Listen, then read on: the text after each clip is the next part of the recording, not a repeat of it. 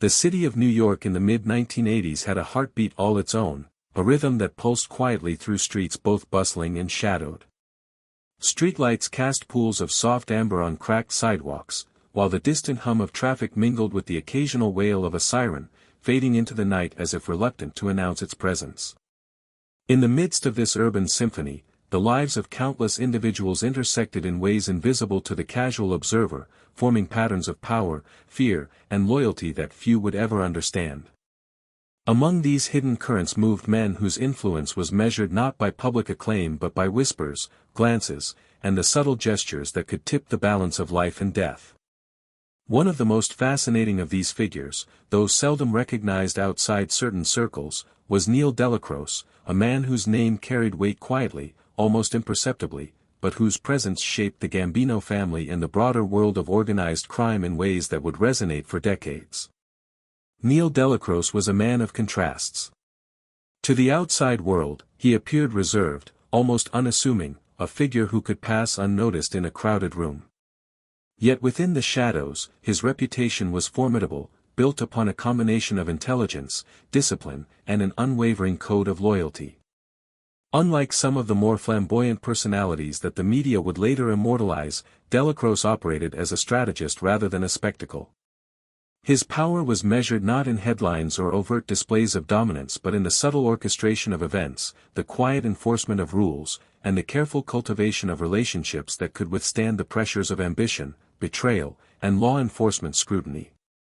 It was said by those who knew him well that Neil could command a room without raising his voice, influence outcomes without issuing a direct order, and discern the loyalty of a man with a glance that seemed casual yet weighed heavily upon the observer. To understand the full impact of Neil Dellacroce, one must first consider the world in which he operated. New York City, with its sprawling neighborhoods and ever-changing social currents, was both a land of opportunity and a crucible of danger.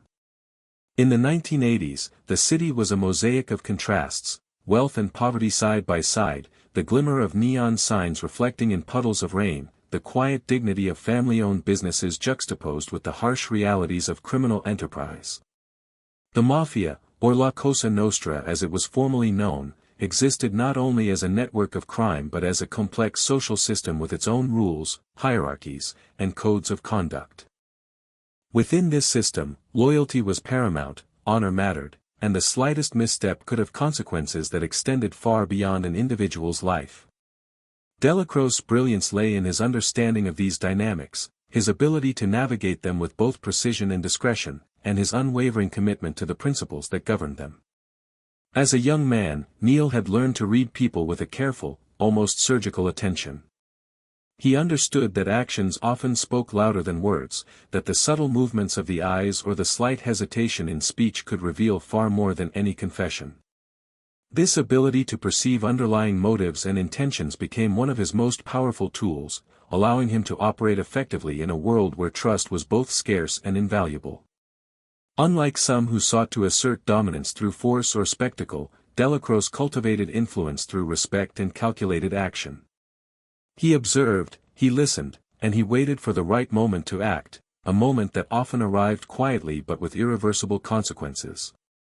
The phrase, "loyalty above all," was not merely an aphorism for Dellacroce, it was the guiding principle of his existence. In the world he inhabited, loyalty was the foundation upon which all power rested. Betrayal, even minor, was an unforgivable breach that could destabilize entire networks, and Neil recognized that enforcing this principle required both firmness and subtlety. Unlike the reckless displays of aggression sometimes romanticized in popular culture, his approach to loyalty was measured and deliberate. He understood the human psyche, the pressures of ambition, and the temptations that could lead men astray. By guiding others carefully, instilling trust, and demonstrating unwavering commitment himself, Dellacroce ensured that the bonds he relied upon were not merely superficial, but enduring and resilient. It is impossible to overstate the contrast between the visible, flamboyant figures of organized crime and the invisible architects who shaped events from the shadows. While headlines often celebrated the daring exploits of more publicized mobsters, Dellacroce's influence was woven into the fabric of daily operations, mediations, and the subtle enforcement of rules. He was the quiet hand guiding decisions that could otherwise have spiraled into chaos, a stabilizing presence whose absence would eventually leave a vacuum that even the most ambitious could not fill with the same deftness. In many ways, his story is not one of overt action but of strategic patience, a narrative of influence and intellect that quietly determined outcomes without the need for spectacle or self-promotion. The calmness of Dellacroce's demeanor belied the intensity of the world he navigated. In private meetings, in shadowed offices, and on quiet streets, his mind was constantly calculating, assessing, and predicting. He knew when to speak and when to remain silent, when to intervene and when to allow events to unfold naturally. This balance, this mastery of timing and perception, became his signature, setting him apart from contemporaries who relied on bravado or intimidation. For those who observed closely, Neil was both a teacher and a guardian, guiding younger associates and maintaining the delicate equilibrium of power with a subtlety that was nearly imperceptible to outsiders. Yet, despite the serenity of his methods, there was an undeniable weight to Dellacroce's presence. One could feel it in the room even before he spoke, a quiet authority that demanded attention and respect. Men who might have been brash in other circumstances found themselves measured and cautious in his presence. Loyalty, discipline, and discretion were not abstract concepts to him, they were the currency of survival and success in a world where a single misstep could be fatal. He exemplified a principle that would later echo through the ages: true power often lies not in overt display, but in the quiet, unwavering adherence to values that guide every decision. In recounting the life and influence of Neil Dellacroce, it is tempting to focus on the dramatic, the violent, or the sensational. Yet the most compelling aspects of his story lie in the quiet mastery of human behavior, the strategic patience, and the steadfast commitment to loyalty that defined his career. For those who would study him, whether historians, criminologists, or simply curious minds seeking to understand the hidden structures of power, Dellacroce's life offers insight into the profound impact of subtlety, discretion, and principle. It is a story not of flamboyant acts, but of quiet strategy, unwavering codes, and the enduring power of a man who chose to operate from the shadows, influencing events and shaping destinies with a steady hand and a discerning eye. As the city of New York slept under its veil of night, the shadows of its streets whispered of decisions made, alliances forged, and loyalty tested. Within these quiet corridors of power, Neil Dellacroce moved with purpose, observing, guiding, and ensuring that the fragile balance of the Gambino family endured.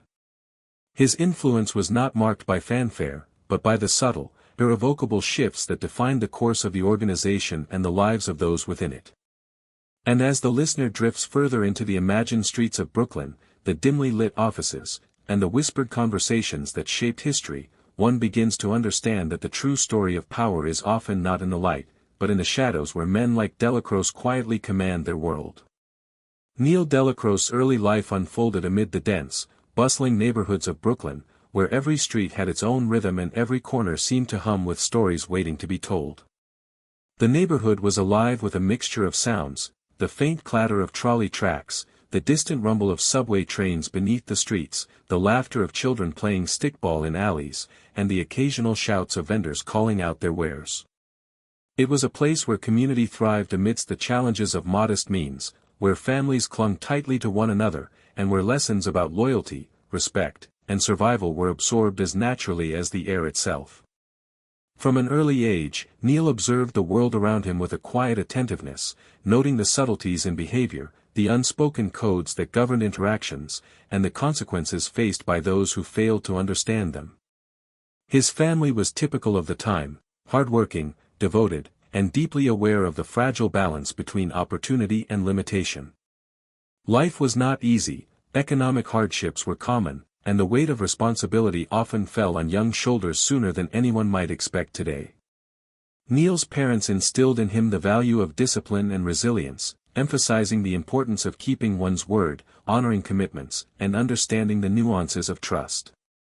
Yet even as he absorbed these lessons, the streets of Brooklyn offered their own, harsher education. He watched older boys, and sometimes men, navigate challenges with a combination of cunning, audacity, and resourcefulness, demonstrating that survival often depended not only on hard work but on knowing how to read a situation, assess a risk, and act decisively. From these early observations, Neil developed a remarkable ability to perceive the undercurrents of human behavior. He noticed the way a gesture could betray a lie, how hesitation could signal fear, and how loyalty was both a currency and a shield. These lessons were not learned from formal instruction but from living among people who operated within an unspoken hierarchy, where respect had to be earned, and the consequences of misjudgment could be severe. Even as a child, Neil was drawn to the structures of power that existed quietly within his community, the informal leaders who commanded respect not through violence but through their understanding of human nature, the elders whose words carried weight because they were measured and deliberate. He internalized these dynamics, recognizing early that influence often resided in subtlety rather than display, and that patience was as valuable as boldness. Brooklyn itself provided a rich tapestry of contrasts that shaped Neil's perspective. The neighborhood was filled with narrow streets lined by brick row houses, fire escapes that created lattices against the evening sky, and stoops where neighbors congregated to share news, grievances, or simply the warmth of company. The scent of fresh bread from local bakeries mingled with the faint tang of industrial smoke drifting from nearby factories. Every day presented a microcosm of society. Disputes arose over trivial matters and were resolved with quiet diplomacy or escalating tension, alliances formed and dissolved, and children navigated a complex landscape of friendship, rivalry, and emerging self-awareness.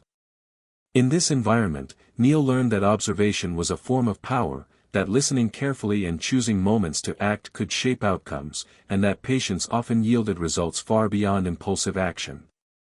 School, too, contributed to Neil's education, though in ways more subtle than textbooks could provide. In classrooms and hallways, he witnessed hierarchies among students, the subtle exertion of influence by certain personalities, and the consequences of challenging authority or failing to adhere to group norms. He began to understand that rules, both written and unwritten, were tools for maintaining order and that mastery of these rules could grant leverage over others. While some children tested boundaries recklessly, Neil approached them with caution, preferring to learn the limits before crossing them. This careful approach, combined with an acute awareness of people's motivations, laid the foundation for the strategic thinking that would later define his role within the Gambino family. Beyond observation, Neil's early life was shaped by the relationships he formed within his neighborhood. Friendships were not casual, they were built on trust, shared experiences, and unspoken understanding. Loyalty was expected and demanded, and betrayal, even in small matters, was met with swift consequences.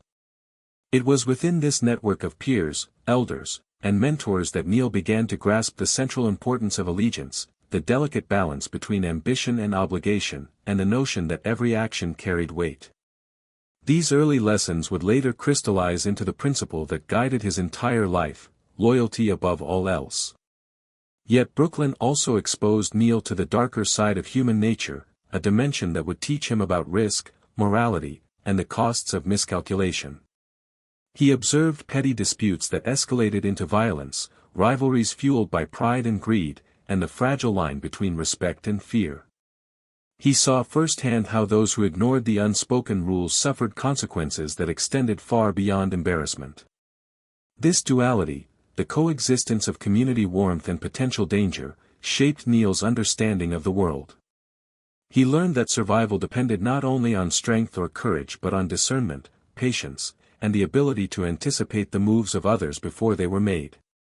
In this environment, a quiet, analytical mind was as formidable as physical prowess, and Neil began to cultivate the skills that would later make him indispensable to one of the most powerful mafia families in America.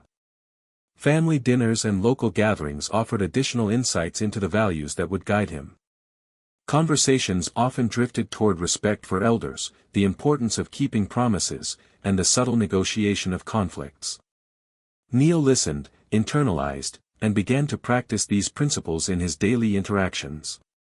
Even small gestures, holding the door for a neighbor, assisting a friend with a chore, speaking with measured politeness, were not trivial. They were exercises in establishing credibility, trust, and influence. The principles learned in these everyday moments would echo throughout his later life, forming the basis of the ethical framework he applied in the treacherous and complex world of organized crime. It was in this environment that the seeds of ambition and strategy began to grow. Neil was not content to remain a passive observer, he wanted to understand, to anticipate, and to influence. He began to navigate the social hierarchies of his neighborhood with an awareness beyond his years, noting which alliances were stable, which individuals could be relied upon, and which situations required caution. Each day provided subtle lessons, each encounter a test of judgment, and each decision an opportunity to refine his understanding of human behavior. Over time, these experiences coalesced into a natural aptitude for leadership, not the ostentatious kind celebrated by the public, but the quiet, methodical kind that commanded respect and shaped outcomes behind the scenes. Even the physical spaces of his youth contributed to Neil's development. Brooklyn's alleys, fire escapes, corner shops, and narrow stairwells became classrooms in themselves. He learned to move with awareness, to note the subtle signals in body language, and to recognize when discretion was necessary. Observation became a second nature, and patience a guiding principle.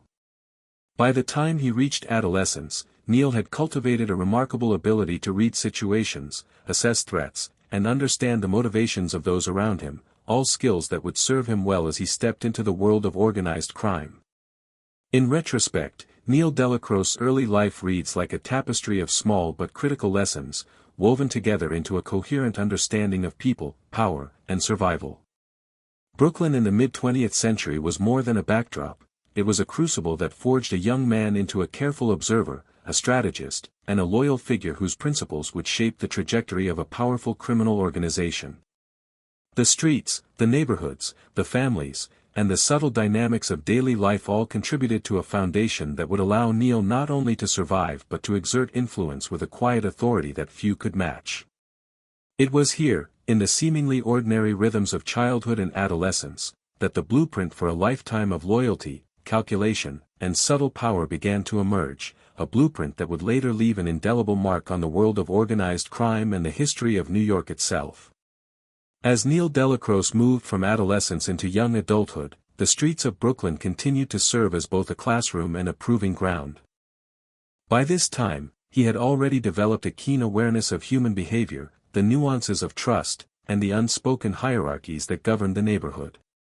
Yet, while observation had taught him much, the first steps into actual criminal activity offered lessons of a different kind, lessons measured not in theory but in the tangible consequences of risk, courage, and discretion. These formative years were subtle in their drama but profound in their impact, shaping a young man who would one day wield influence quietly yet decisively within one of the most powerful crime families in America.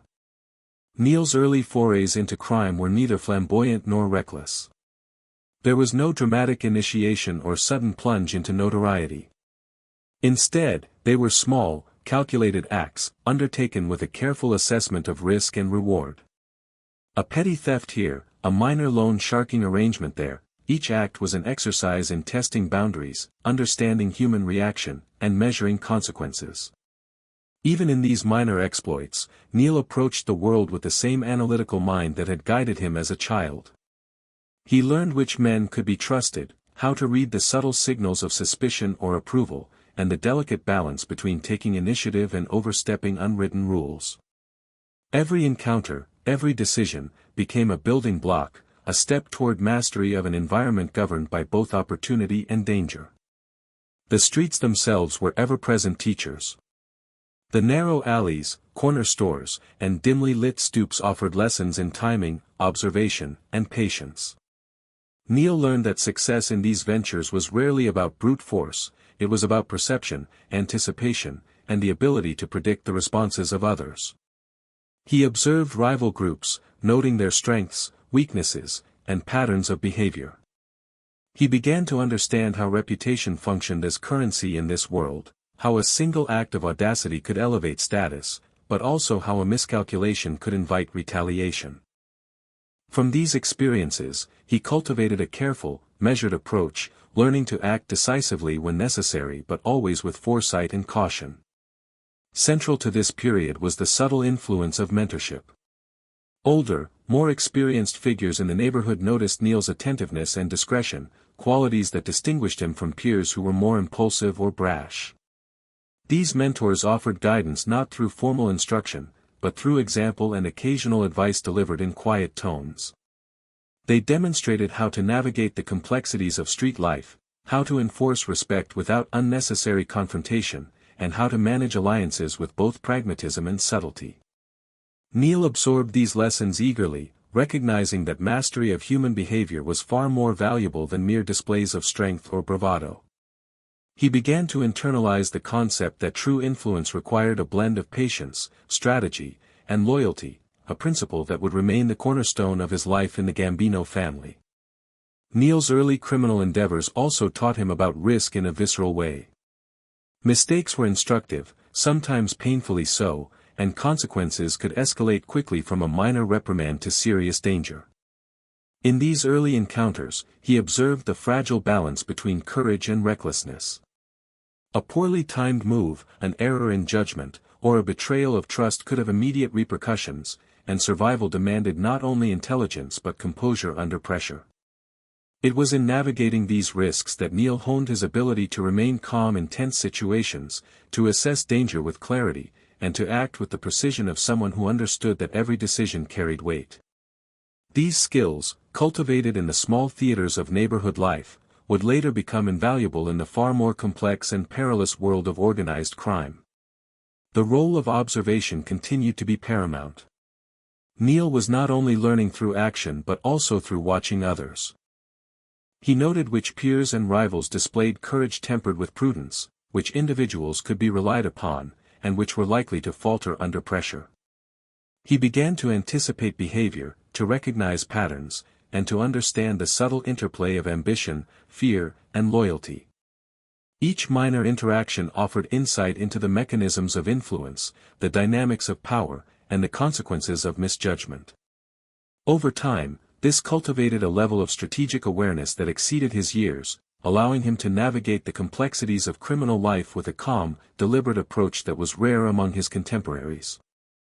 Even as he engaged in these early crimes, Neil remained mindful of a broader principle that would guide his later life: loyalty above all else. He understood that alliances were fragile, that trust was easily lost and difficult to regain, and that one's reputation could be both a shield and a weapon. Acts of deceit or betrayal, even minor, were not simply matters of ethics, they were matters of survival. By exercising discretion, maintaining reliability, and demonstrating consistency, Neil established a foundation of trust with those around him, distinguishing himself as someone whose word carried weight and whose actions could be relied upon. This period, though seemingly minor in its criminal scope, was critical in forging the moral and strategic framework that would define his later influence within the Gambino family. The subtle lessons of consequence were reinforced by observation of the consequences faced by others. Neil watched as peers who acted impulsively or sought attention suffered setbacks, whether in the form of social ostracism, retaliation, or the loss of opportunity. Conversely, those who exercised patience, discretion, and loyalty often prospered, their influence quietly expanding without drawing unnecessary attention. These observations underscored a key principle: survival and success were less about immediate gain than about sustained, thoughtful strategy. Neil internalized this deeply, recognizing that measured action, combined with a careful assessment of risk and loyalty, could yield far greater returns than rash decisions or overt displays of force. Amid these experiences, Neil's reputation began to grow. While still young, he was noted for his discretion, reliability, and ability to navigate complex social dynamics with a calm, measured approach. He was neither the loudest nor the most aggressive, yet his presence commanded a subtle respect. Others sensed that he understood the unspoken rules of engagement, that he could assess a situation with clarity, and that he could be trusted to act in accordance with principle rather than impulse. This quiet, consistent cultivation of credibility and influence laid the groundwork for the roles he would later assume within the Gambino family, where discretion, patience, and loyalty were far more valuable than public recognition or notoriety. Neil's early brushes with crime were also intertwined with lessons in psychology and persuasion. He observed how fear, respect, and trust could be leveraged, how subtle shifts in tone or gesture could influence behavior, and how alliances could be nurtured or dissolved with careful attention to timing and circumstance. These were not theoretical exercises, they were lived experiences, honed in the unpredictable and often unforgiving world of the Brooklyn streets. By integrating these insights with his natural analytical mind, Neil began to develop a capacity for strategic thinking that was both methodical and flexible, capable of adapting to evolving circumstances while remaining grounded in principle. As adolescence gave way to adulthood, these experiences coalesced into a distinct approach to life and crime, one characterized by observation, patience, calculated risk, and unwavering loyalty. Neil Dellacroce was no longer merely a young man navigating his neighborhood, he was a strategist in the making, quietly testing boundaries, learning from consequences, and cultivating relationships that would serve him well in the larger arenas of organized crime. These formative years were a crucible in which talent, temperament, and principle were fused, creating a foundation upon which a lifetime of influence and quiet authority could be built. By the time Neil fully entered the adult world, he carried with him not only the experiences of petty crime and neighborhood maneuvering but also a profound understanding of human behavior, loyalty, and strategy. The lessons learned in Brooklyn, the importance of observation, the weight of trust, the subtle power of discretion, and the necessity of patience, had shaped him into a man capable of navigating complex social systems with a calm, deliberate hand.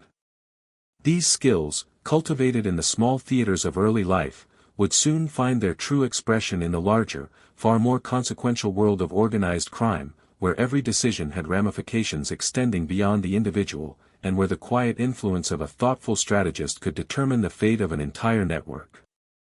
As Neil Dellacroce entered the world of organized crime more formally, he began to encounter figures whose presence was both intimidating and instructive. Among them, Albert Anastasia stood out not only for his notoriety but for the sheer gravity of his reputation. Anastasia was a man whose very name evoked fear, yet beneath the surface of brutality lay a disciplined mind and an unflinching understanding of power, control, and loyalty. For Neil, the opportunity to observe and learn from such a figure was transformative. It was a chance to see the principles he had been cultivating in Brooklyn applied on a larger, more sophisticated scale, and to understand the mechanics of influence within a tightly structured criminal organization. Anastasia was a study in contrasts. Publicly, he was a figure of menace, associated with violence that was both swift and efficient, a man whose decisions could alter lives in a single moment. Privately, however, he demonstrated a meticulous attention to detail and a strategic understanding of human behavior. Neil quickly realized that there was far more to power than brute force, it was equally about perception, timing, and the cultivation of loyalty. Observing Anastasia, he learned that fear could secure obedience, but respect and trust ensured sustainability. The balance of these forces was delicate, and mastering it required patience, observation, and a deep understanding of those around you. In the early days of this mentorship, Neil adopted the role of observer with a quiet intensity. He listened carefully during meetings, noting the subtle interactions between men, the deference shown by some, the tension exhibited by others, and the strategic calculations that underpinned each decision. He watched as Anastasia navigated negotiations, exerted authority without unnecessary violence, and subtly reinforced the rules that governed behavior within the organization. These experiences reinforced lessons Neil had already begun to internalize in his youth, that influence often resided in restraint, that power could be exercised silently, and that loyalty was the currency upon which all other gains were built. The physical spaces in which these lessons occurred contributed to their potency. Dimly lit offices, quiet backrooms, and the occasional meeting in more public venues all became stages upon which strategy and human behavior played out. Neil became attuned to the signals embedded in posture, gesture, and tone, recognizing the unspoken language that governed interactions among men for whom appearances and reputation were paramount. Every glance, every hesitation, every carefully chosen word became data to be absorbed and analyzed. Over time, Neil developed an almost instinctive sense of timing and perception, the ability to anticipate actions, and a deep understanding of the principles that dictated success and survival in a world where errors could be fatal. Central to Neil's learning during this period was the emphasis Anastasia placed on loyalty and discipline. For Anastasia, loyalty was non-negotiable, a principle that could not be compromised without severe consequences. Neil observed, learned, and internalized these lessons, understanding that the smallest lapse in judgment or betrayal could have repercussions not only for the individual but for the cohesion and stability of the entire organization. He saw firsthand how rules were enforced, how alliances were maintained, and how respect for authority was cultivated through both example and consequence. This understanding deepened his appreciation for the unspoken codes that governed criminal life, and reinforced his own commitment to operating within them with consistency and discretion. Mentorship under Anastasia was not merely about observing strategy and discipline, it was also about understanding the psychology of influence. Neil watched how fear and respect could be wielded in tandem, how decisions made in calm contemplation often carried more weight than impulsive action, and how subtle guidance could shape the behavior of others without the need for overt command. Trust was a recurring theme in this mentorship.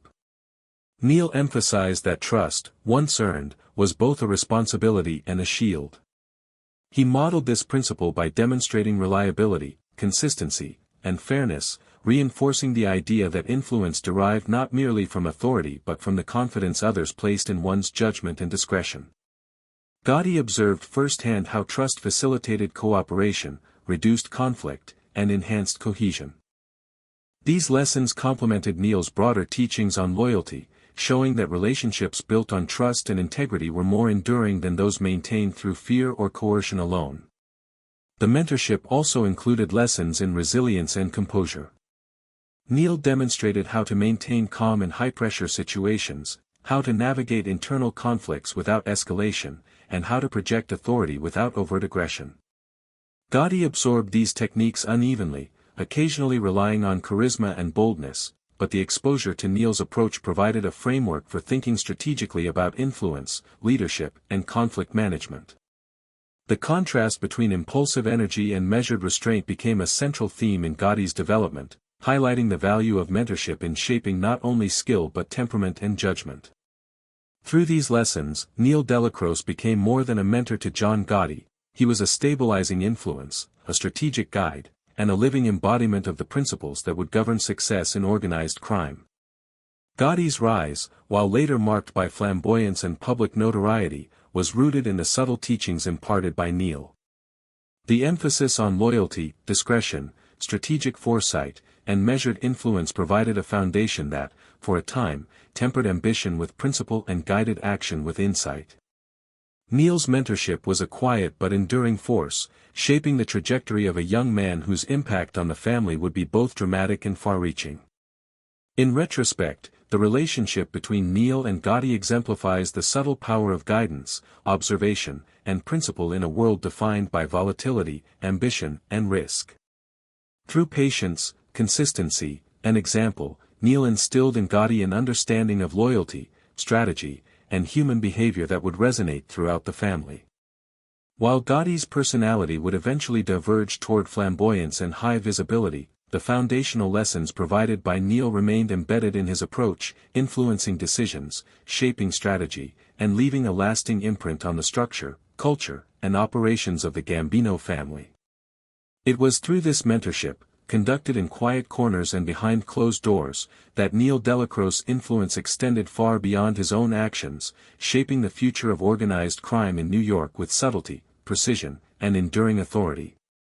He saw that true authority did not require constant display, but rather, it was demonstrated through presence, consistency, and the careful orchestration of events.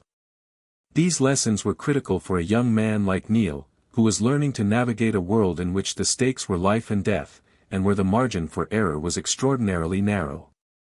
The mentorship also exposed Neil to the mechanics of internal conflict resolution. Anastasia's world was one in which disputes could escalate rapidly if not handled with tact, and Neil observed how seasoned leaders mitigated tension while maintaining authority. Through these experiences, he began to understand the importance of mediation, negotiation, and strategic intervention, skills that would later define his reputation within the Gambino family.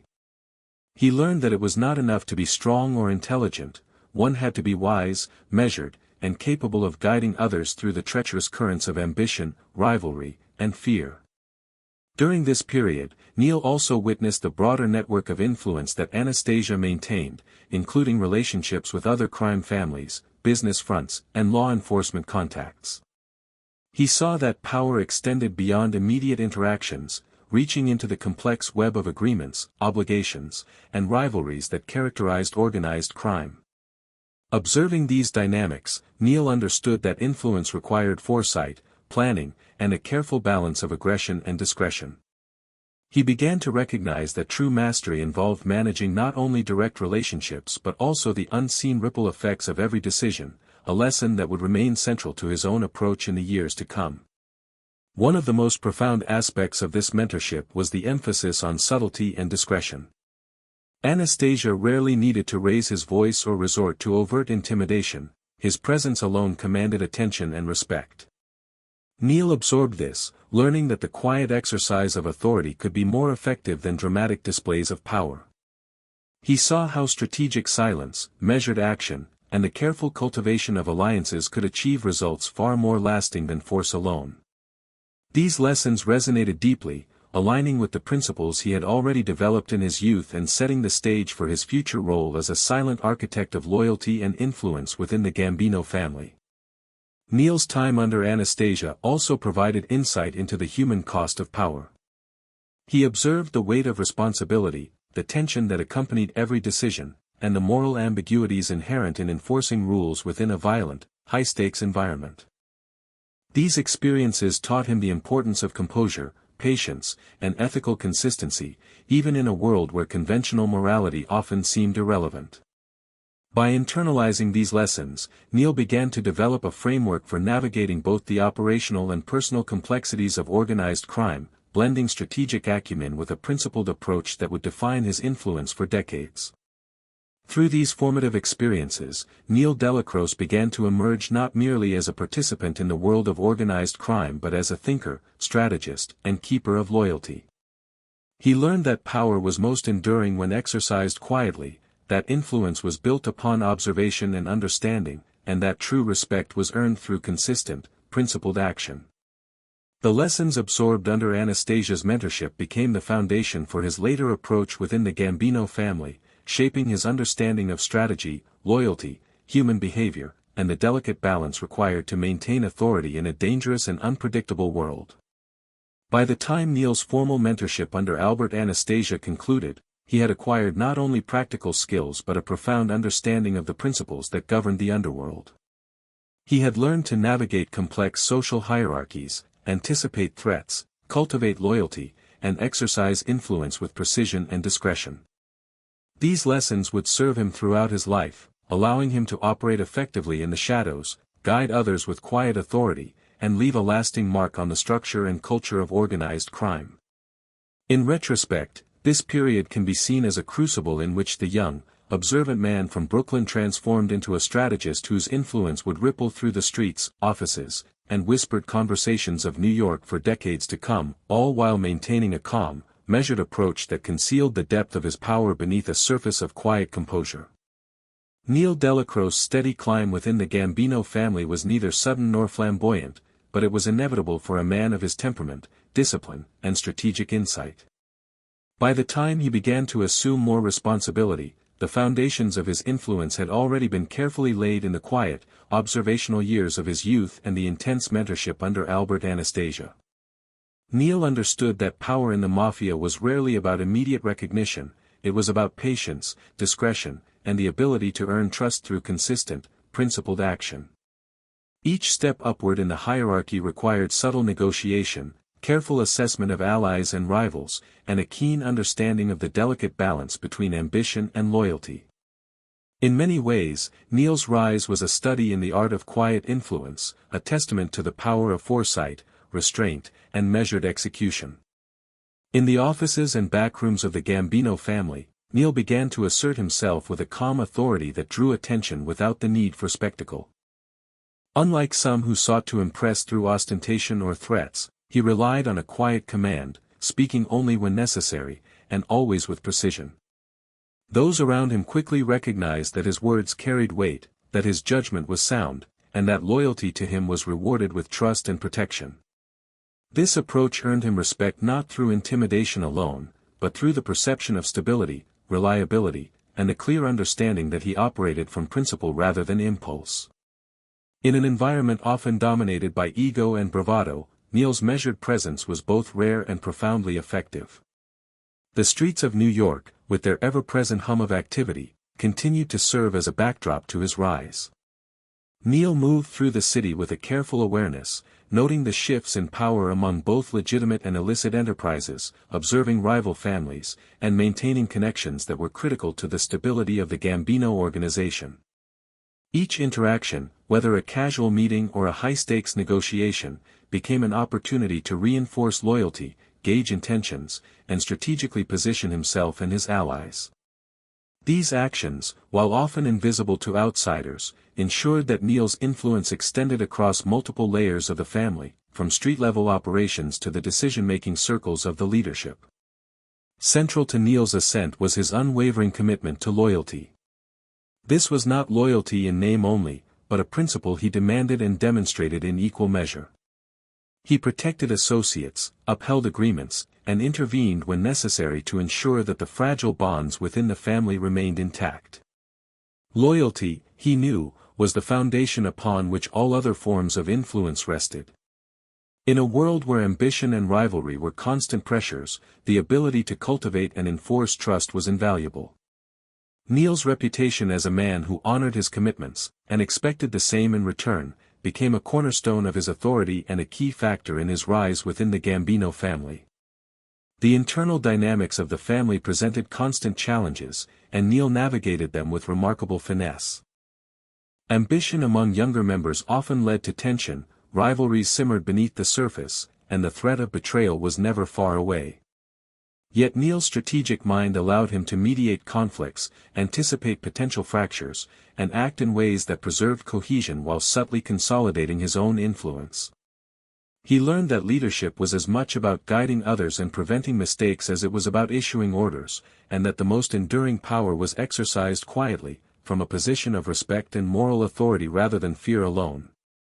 These qualities set him apart, positioning him as a stabilizing force within the organization at a time when volatility could easily lead to disaster.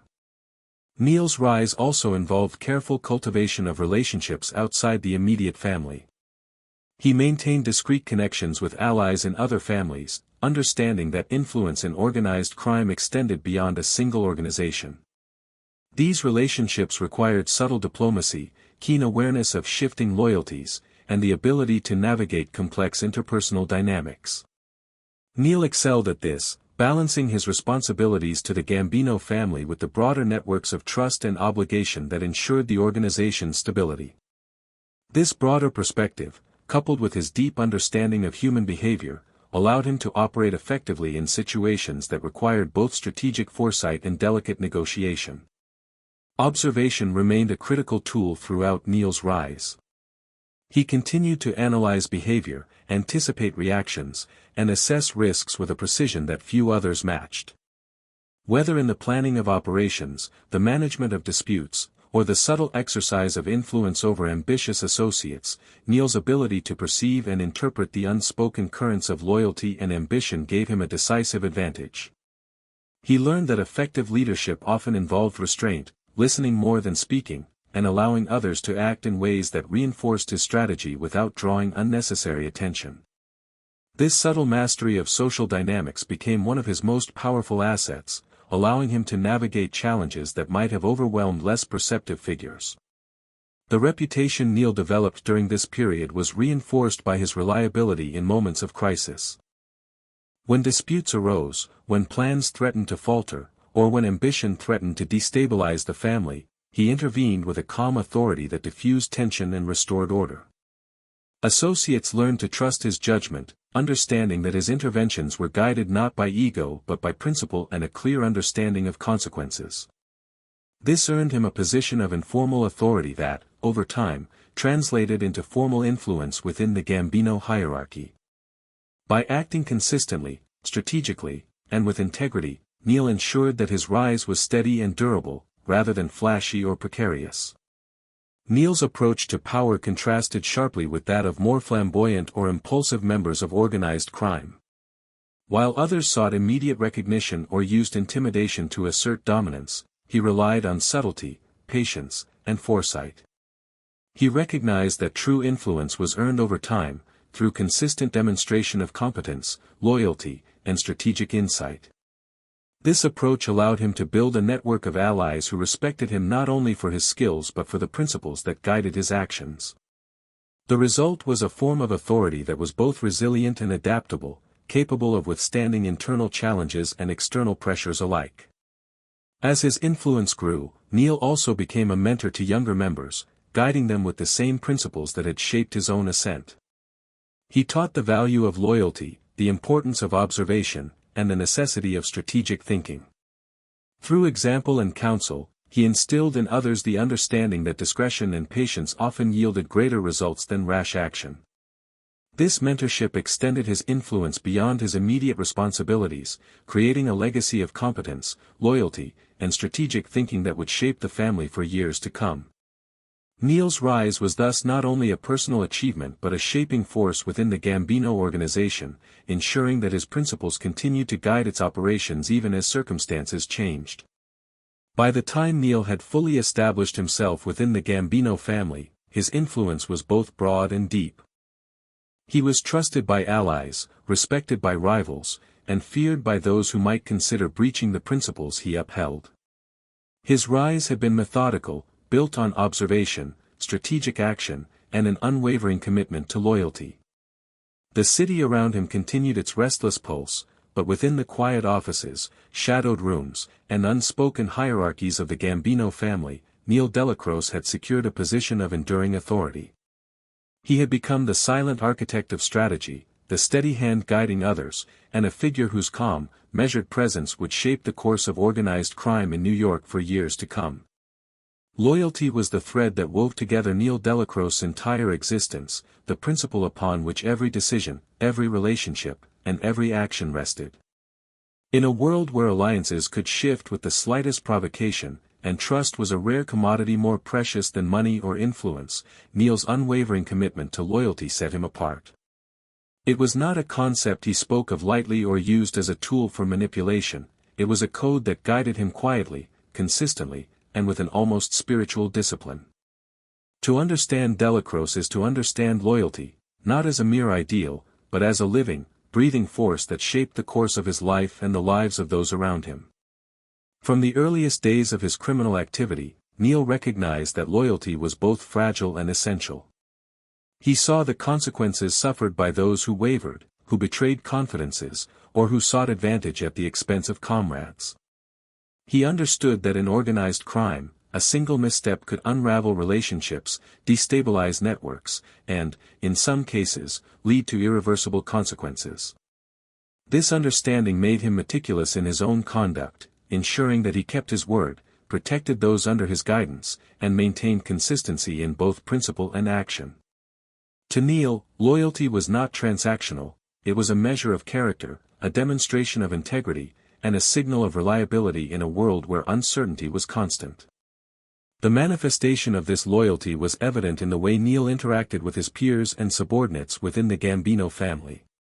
He cultivated trust through consistent action rather than rhetoric, demonstrating, time and again, that those who relied upon him could do so without hesitation.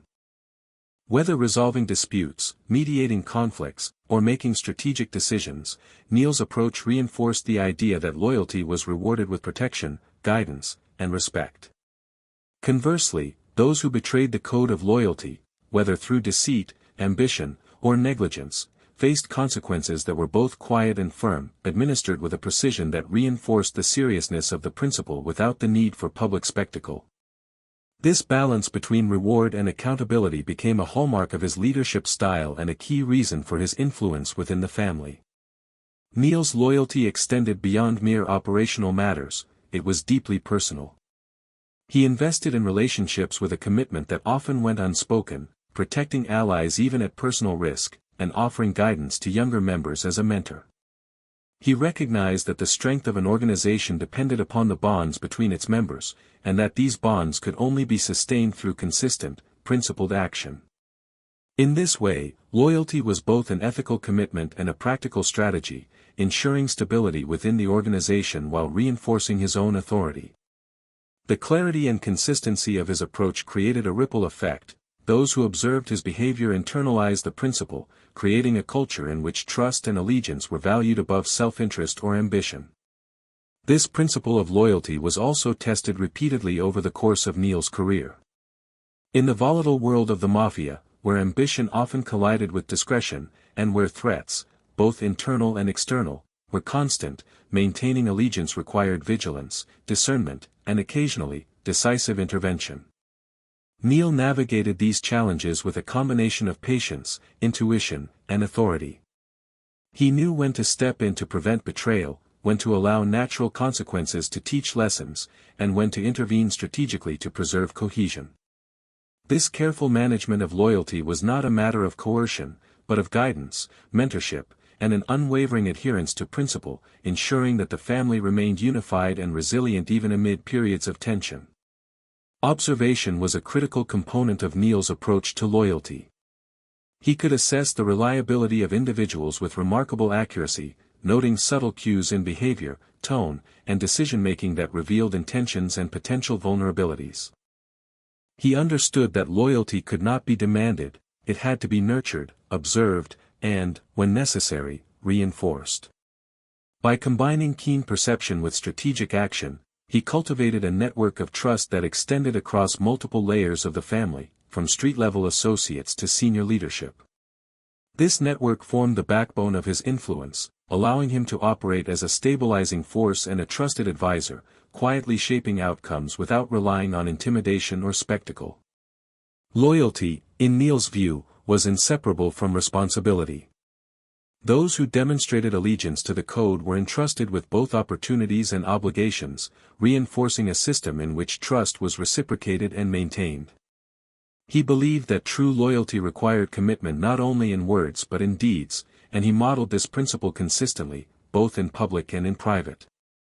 By holding himself to the same high standard he expected of others, Neil created a culture in which loyalty was genuine, sustainable, and respected.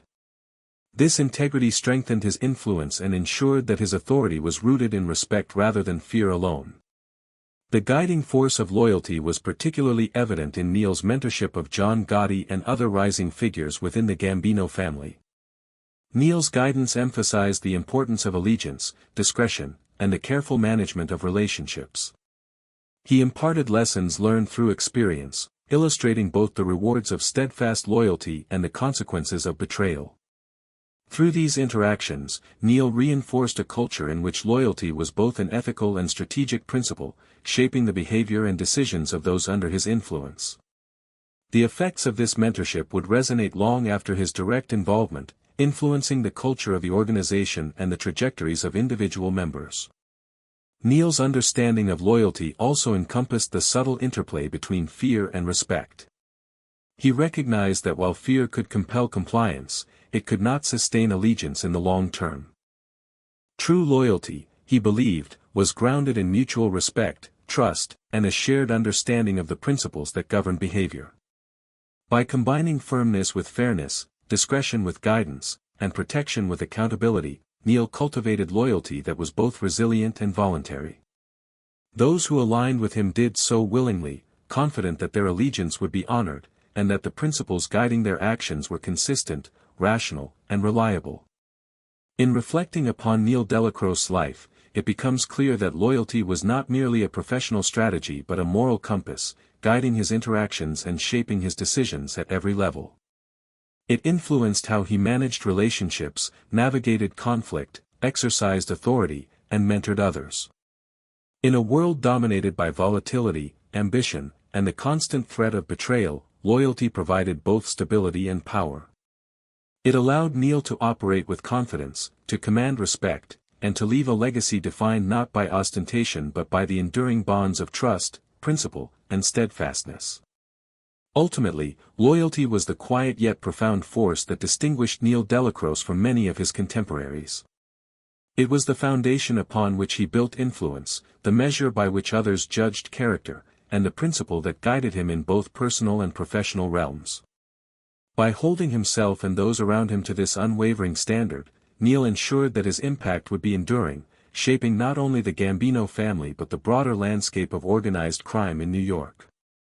It was this steadfast commitment to loyalty, measured, principled, and consistent, that allowed him to navigate a dangerous world with quiet authority, leaving a legacy that continues to be recognized for its subtle but profound power. Within the Gambino family, power was never static. Ambition simmered quietly beneath the surface, and loyalty, while prized, was continually tested by the competing desires of individuals striving for influence and recognition. The landscape of organized crime in New York was a delicate ecosystem, where relationships, hierarchies, and reputations were constantly in flux. For Neil Dellacroce, navigating this world required a combination of foresight, diplomacy, and quiet authority. He understood that the stability of the family, and the survival of its members, depended on his ability to balance competing interests, anticipate challenges, and intervene strategically when necessary, all while maintaining the principle that loyalty was above all. Power struggles within the Gambino family were often subtle, rarely erupting in overt violence until tensions had reached a boiling point. Rivalries between ambitious lieutenants, disagreements over territory, and personal grudges created an undercurrent of tension that demanded careful management. Neil's approach to these challenges was measured, informed by years of observation and experience. He assessed each situation with precision, considering not only the immediate implications of action or inaction but also the longer-term consequences for loyalty, cohesion, and stability. In his hands, disputes became opportunities to reinforce authority, demonstrate fairness, and solidify alliances, rather than moments of unchecked conflict. Neil's reputation for impartiality and discernment made him a critical mediator in these internal conflicts. Members of the family, aware of his insight and fairness, often sought his counsel or deferred to his judgment in disputes. He listened carefully, weighing the perspectives of all parties, and intervened only when necessary to restore balance. His interventions were rarely dramatic, instead, they were quiet, precise, and effective, resolving tensions before they escalated into full-blown crises. By maintaining this delicate balance, Neil ensured that the family operated as a cohesive unit, even amid simmering rivalries and the constant pressures of ambition. The dynamics of these power struggles were complex. Ambitious figures, eager to assert themselves, tested boundaries, sought influence, and occasionally challenged established authority. Neil observed these movements with a calm, analytical eye, recognizing both potential threats and opportunities. He understood that unchecked ambition could destabilize the family, but that properly guided ambition could strengthen it. By subtly shaping outcomes, providing guidance, and reinforcing the principles of loyalty and respect, he was able to channel ambition in ways that reinforced cohesion rather than eroding it. This ability to navigate ambition without stifling it was a key component of his influence and a testament to his strategic acumen. The street-level operations of the family were equally complex, requiring careful coordination and management. Disputes over territory, disagreements among crews, and the ever-present threat of external rivals necessitated constant attention. Neil's approach combined observation, discretion, and strategic intervention. He maintained awareness of developments across multiple operations, anticipating conflicts before they emerged and guiding decisions to preserve both efficiency and loyalty. In this way, he functioned as both a stabilizer and a strategist, ensuring that the machinery of the family operated smoothly while reinforcing the principles that underpinned its success. At the same time, the broader context of organized crime in New York added layers of complexity. Relationships with other families, interactions with law enforcement, and the shifting dynamics of illicit markets created a constantly changing environment. Neil understood that internal disputes could not be viewed in isolation, they were part of a larger ecosystem in which each action had ripple effects. He approached power struggles with this holistic perspective, considering both immediate outcomes and the longer-term stability of the family. By doing so, he ensured that his interventions were strategic, effective, and aligned with the broader goals of cohesion, loyalty, and sustainability. Neil's approach to these power struggles also relied heavily on his understanding of human behavior. He could discern subtle cues, anticipate reactions, and assess motivations with remarkable accuracy. This ability allowed him to intervene at precisely the right moment, prevent escalation, and guide outcomes without resorting to overt displays of force. His interventions often went unnoticed by outsiders, yet their impact was profound. By quietly managing rivalries, mediating disputes, and reinforcing loyalty, he shaped the internal dynamics of the family in ways that were both enduring and effective.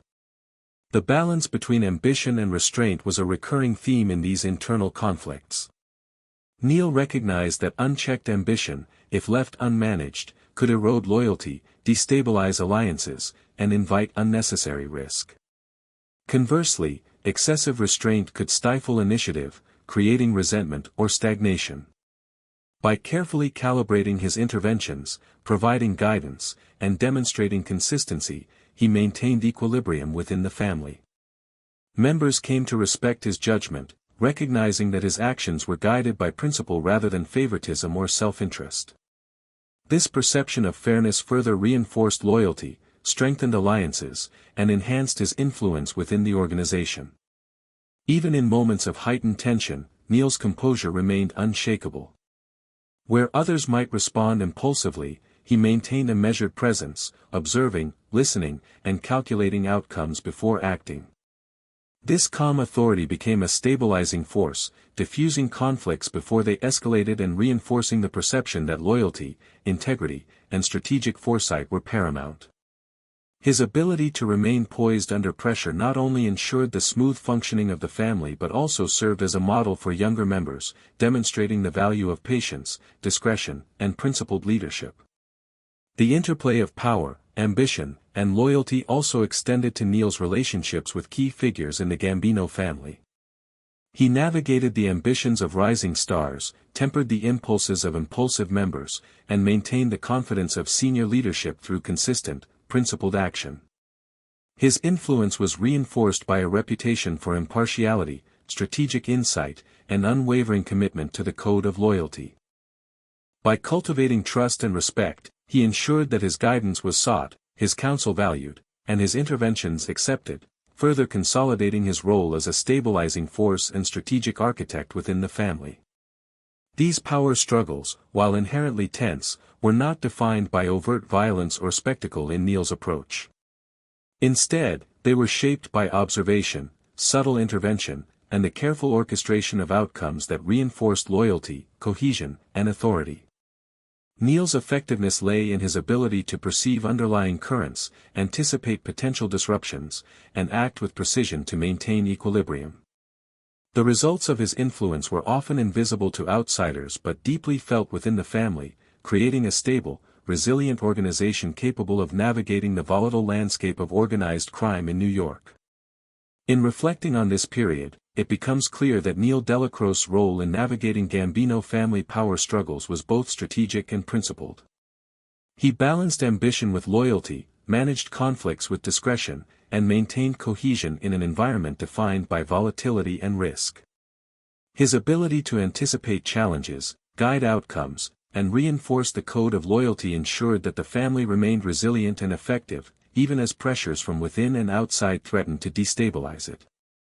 By combining patience, insight, and calm authority, Neil transformed internal tensions into opportunities for consolidation, influence, and enduring stability.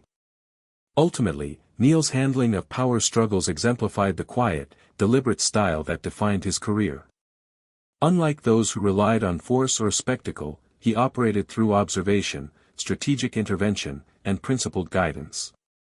His influence extended across the family, shaping outcomes, reinforcing loyalty, and ensuring cohesion in ways that were subtle yet profound. The results of his efforts were not always visible, but their impact was enduring, establishing him as a stabilizing force and trusted strategist within one of the most powerful criminal organizations in America.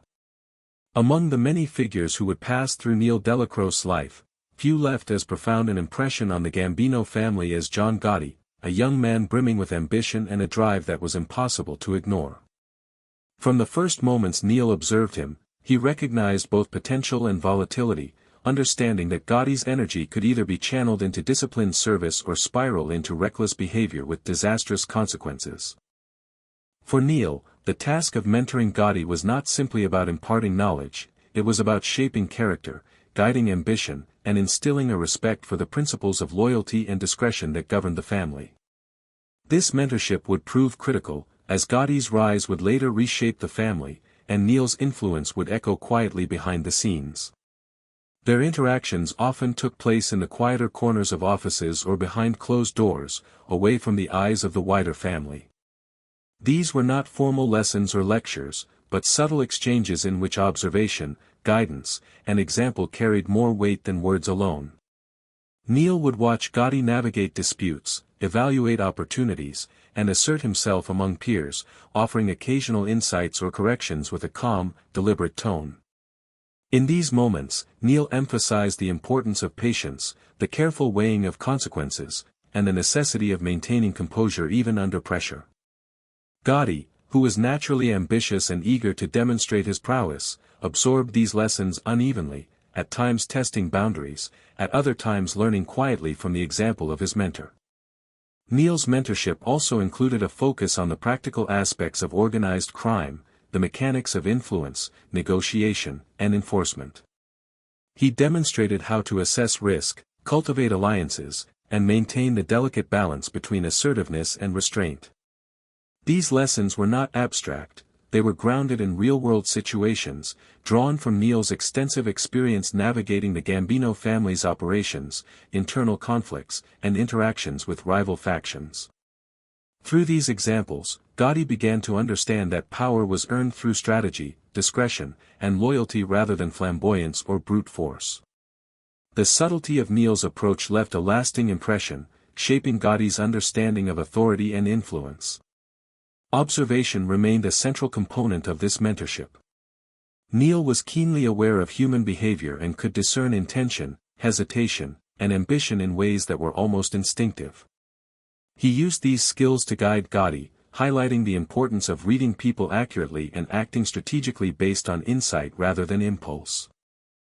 Gotti, for his part, learned to recognize the value of careful analysis, even as his natural charisma and drive sometimes pushed him toward more visible forms of action.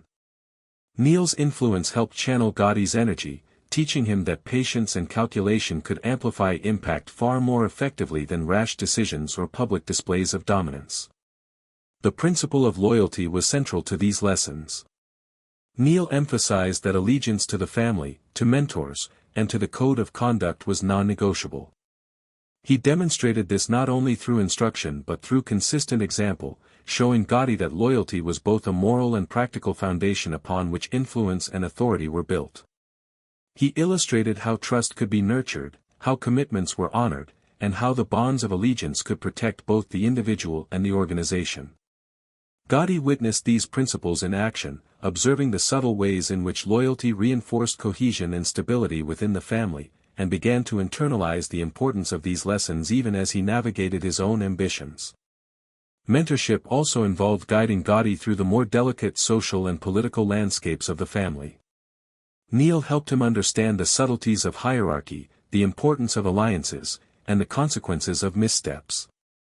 He highlighted the interplay between ambition and discretion, showing that visibility could be both an asset and a liability depending on timing and context. Through quiet guidance, Neil encouraged Gotti to develop judgment, temper impulsiveness, and recognize that influence often came not from visibility or bravado, but from strategic action behind the scenes. This nuanced understanding would later inform many of Gotti's decisions, even when his more flamboyant tendencies eventually became a defining trait. The mentorship extended beyond operational guidance into the realm of psychological insight.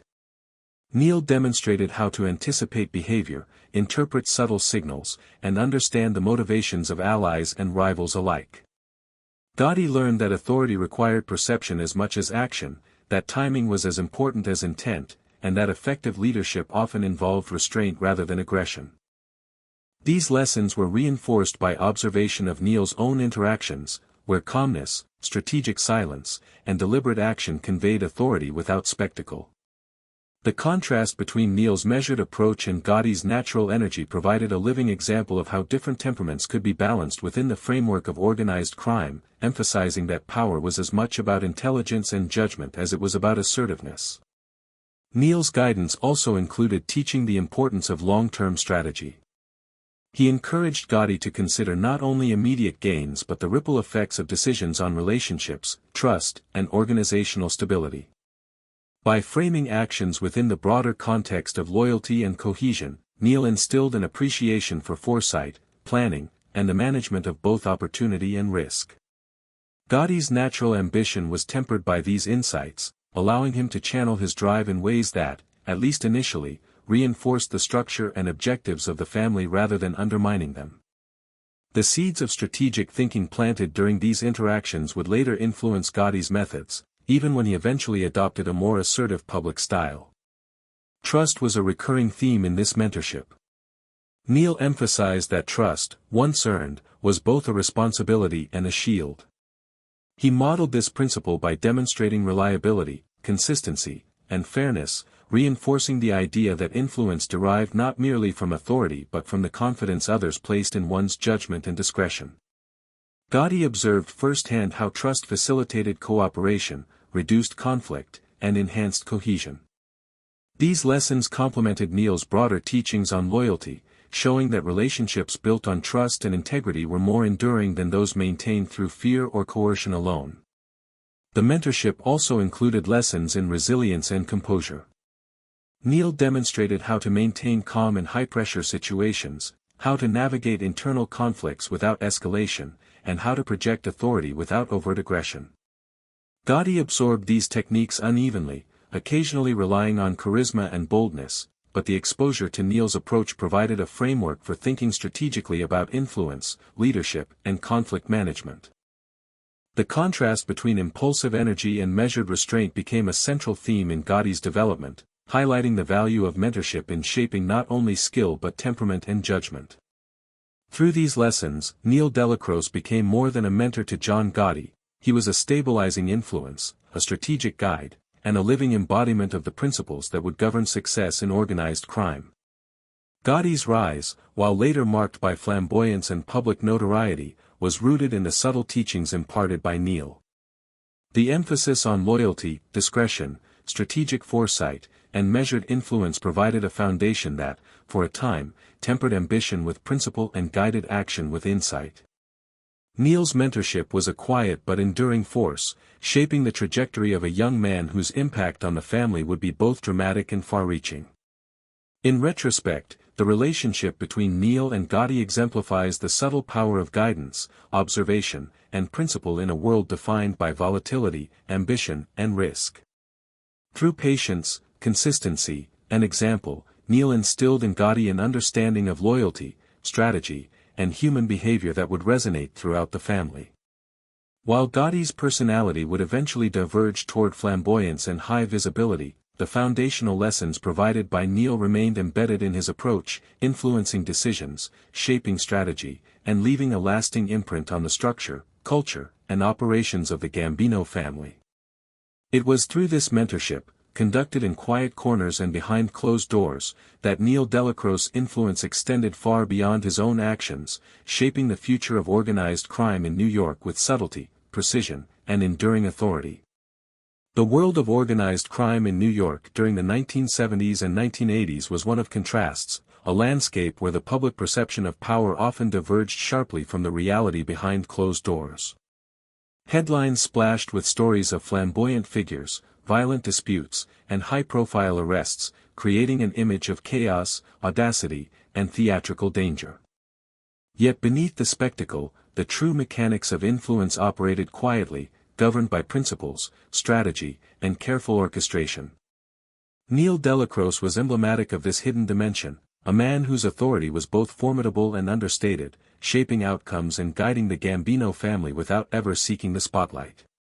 His approach contrasted sharply with those who thrived on notoriety, demonstrating that the most enduring power often resided in patience, discretion, and strategic calculation.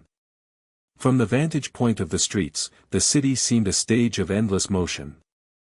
Neon lights reflected on wet asphalt, the clatter of distant trains mixed with the muffled conversations in alleys, and the constant ebb and flow of pedestrians and cars created an undercurrent of energy and possibility.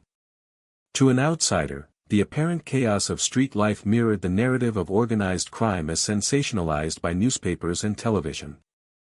Yet for Neil and those attuned to the hidden currents, the city was more than a backdrop.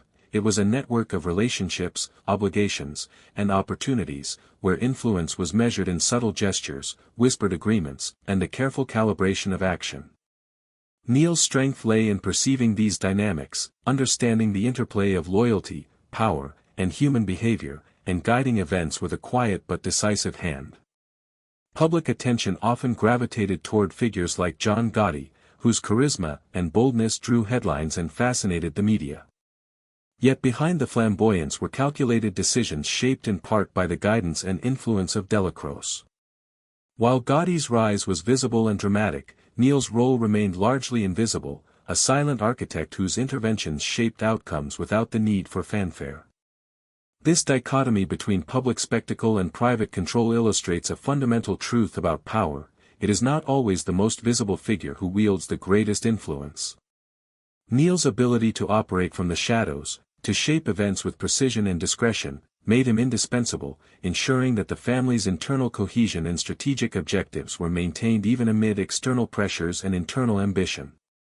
The quiet influence Neil exercised was evident in many aspects of the family's operations. He was involved in decision-making processes that dictated strategy, resolved disputes, and ensured that loyalty was maintained. Associates understood that while public displays might attract attention, the true direction and governance of the family flowed through figures like Neil, whose authority was built on respect, consistency, and adherence to principle. This subtle control allowed the family to function efficiently, manage conflicts internally, and navigate challenges without succumbing to the instability that often accompanied visible power struggles. The contrast between the public and private face of organized crime underscores Neil's strategic brilliance, demonstrating the potency of influence exercised without spectacle. Observation and foresight were central to this quiet command. Neil possessed a remarkable ability to perceive intentions, anticipate conflicts, and assess risks, all without overtly asserting himself. He understood that influence could be wielded through timing, selective intervention, and the cultivation of trust, rather than through coercion or intimidation alone. In meetings, discussions, and casual interactions, his presence was felt subtly, yet decisively. Associates came to recognize the weight of his counsel, the reliability of his judgment, and the consistency of his principles. Even when he did not speak, his decisions and the outcomes they produced reverberated throughout the family, shaping behavior, enforcing loyalty, and guiding strategy. Neil's quiet influence extended beyond internal operations to the broader interactions of the Gambino family with other factions and the public sphere. He understood the delicate balance required when dealing with rival families, law enforcement scrutiny, and the unpredictable dynamics of illicit markets.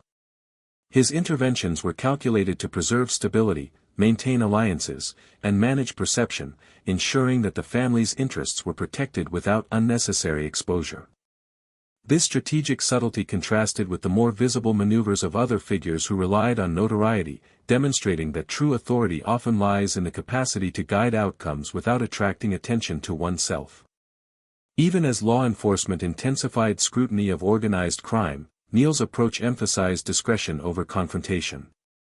While others might react impulsively to investigations or media attention, he assessed the risks carefully, guided associates in minimizing exposure, and reinforced adherence to internal rules. This careful, measured response maintained operational continuity and loyalty while reducing vulnerability. It also highlighted the distinction between visibility and power. Those who operated openly could attract attention and jeopardize operations, while those who acted from the shadows could shape outcomes with enduring effectiveness. Neil's understanding of influence was also deeply rooted in the human element. He recognized that authority depended on trust, respect, and adherence to principle. While some leaders relied primarily on fear to ensure compliance, Neil combined firmness with fairness, discretion with guidance, and protection with accountability. He cultivated loyalty not through threats or coercion, but through consistent action, principled decision-making, and subtle enforcement of the family's code. In doing so, he ensured that those who aligned with him did so willingly, understanding that their trust would be respected, their commitments honored, and their contributions valued. The contrast between the public face of the mafia and the invisible hand guiding it also illuminates Neil's role as a stabilizing force. While sensationalized accounts emphasized violent confrontations, daring escapades, and flamboyant personalities, Neil's work was largely behind the scenes, ensuring that the machinery of the family operated efficiently and cohesively. His interventions prevented disputes from escalating, reinforced loyalty, and maintained strategic focus, all without drawing attention to himself. This quiet, methodical approach allowed the Gambino family to maintain internal cohesion, navigate complex social and operational dynamics, and sustain influence despite external pressures and public scrutiny. Neil's influence was further amplified by his ability to mentor and guide others. Associates, particularly younger members, observed his methods, internalized his principles, and modeled their behavior accordingly. By embedding the values of loyalty, discretion, and strategic thought, he extended his impact beyond immediate decisions to the broader culture and long-term stability of the family. His legacy, therefore, was not limited to individual outcomes, but encompassed the shaping of organizational norms and the cultivation of a resilient network of influence that could endure shifts in leadership and external pressures. In reflecting upon this period, it becomes clear that Neil Dellacroce exemplified the quiet but profound nature of strategic power.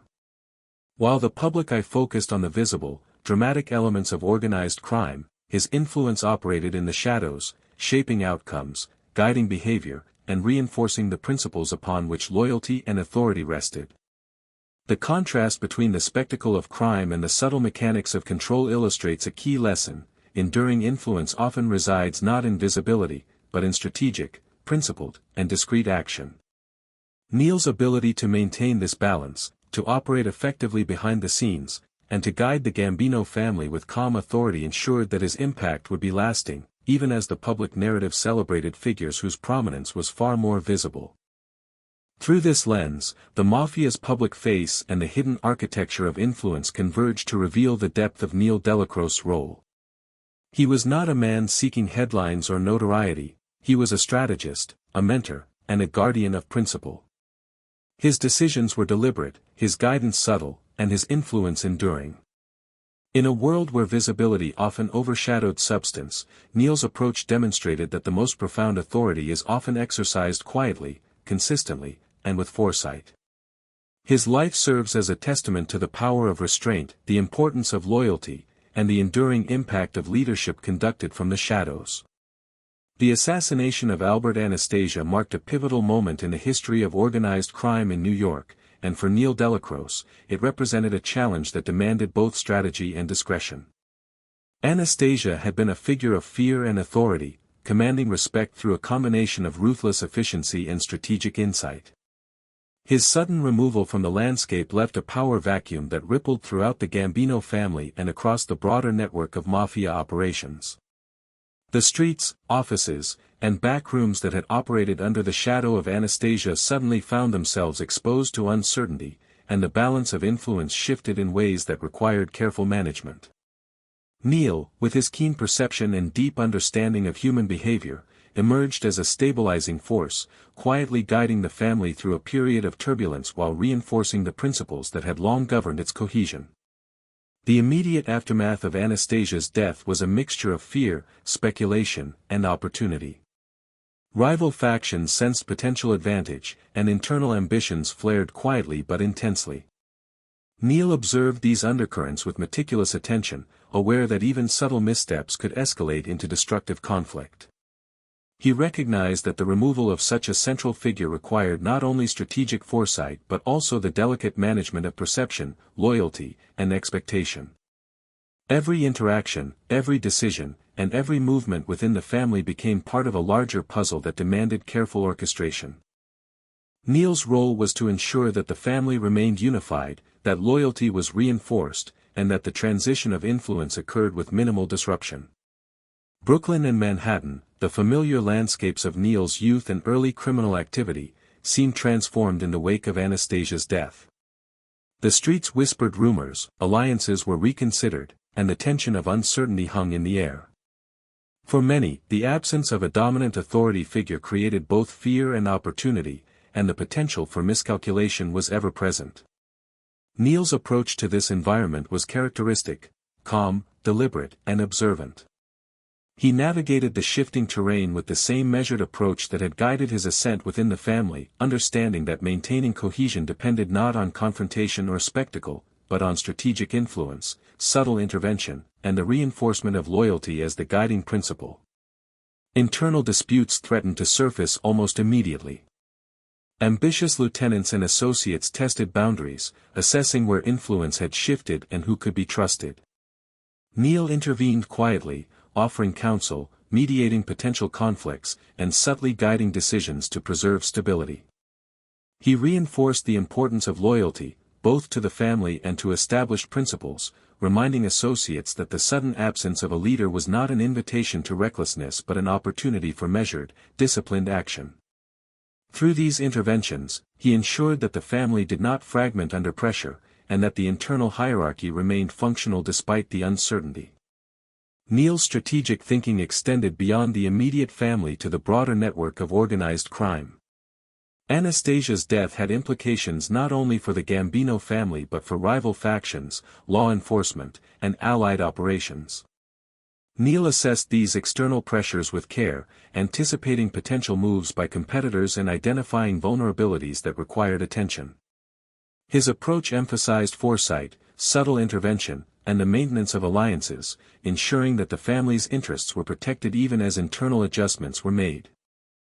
This broader perspective reinforced his role as a stabilizing influence and a guiding hand, capable of shaping outcomes without drawing attention to his own actions. The management of loyalty became particularly critical in this period. Associates, uncertain of the new balance of power, were susceptible to misjudgment, opportunism, or wavering allegiance. Neil reinforced his authority through consistent action, demonstrating both protection for loyal members and accountability for breaches of principle. By modeling steadiness and principle, he ensured that trust remained intact and that internal cohesion was preserved. His interventions were not dramatic or visible, they were strategic, carefully timed, and tailored to the specific dynamics of each situation. In this way, he maintained both authority and respect, reinforcing the idea that loyalty was both expected and valued, even in moments of upheaval. Observation, as always, was a cornerstone of Neil's approach. He noted the behavior of ambitious members, the subtle expressions of dissent or approval, and the unspoken calculations of those around him. Through careful analysis, he anticipated potential conflicts, understood shifting alliances, and guided decision-making in a manner that minimized risk. His ability to perceive the underlying currents of human behavior allowed him to act decisively and strategically, even in the absence of a clear, singular authority figure. This skill proved essential during the transition, ensuring that the Gambino family retained cohesion, operational effectiveness, and loyalty despite the disruption caused by Anastasia's death. The environment following Anastasia's assassination also demanded discretion in dealing with law enforcement and rival families. Neil recognized that external scrutiny could be heightened during periods of internal transition, and he took steps to ensure that the family's activities remained insulated from unnecessary exposure. Strategic guidance, careful monitoring, and subtle management of communication and operations minimized risk while maintaining continuity. His calm, measured approach allowed the family to navigate external pressures without exacerbating internal instability, demonstrating the enduring value of discretion and strategic foresight. Neil's mentorship of younger figures, including John Gotti, took on additional significance during this period. He guided them in understanding the subtleties of the changing power dynamics, the importance of patience and loyalty, and the need to act with both discretion and strategic foresight.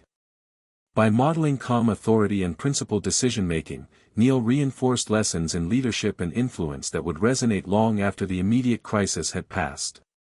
These interactions ensured that the next generation of leaders internalized both the importance of loyalty and the subtleties of exercising power quietly yet decisively.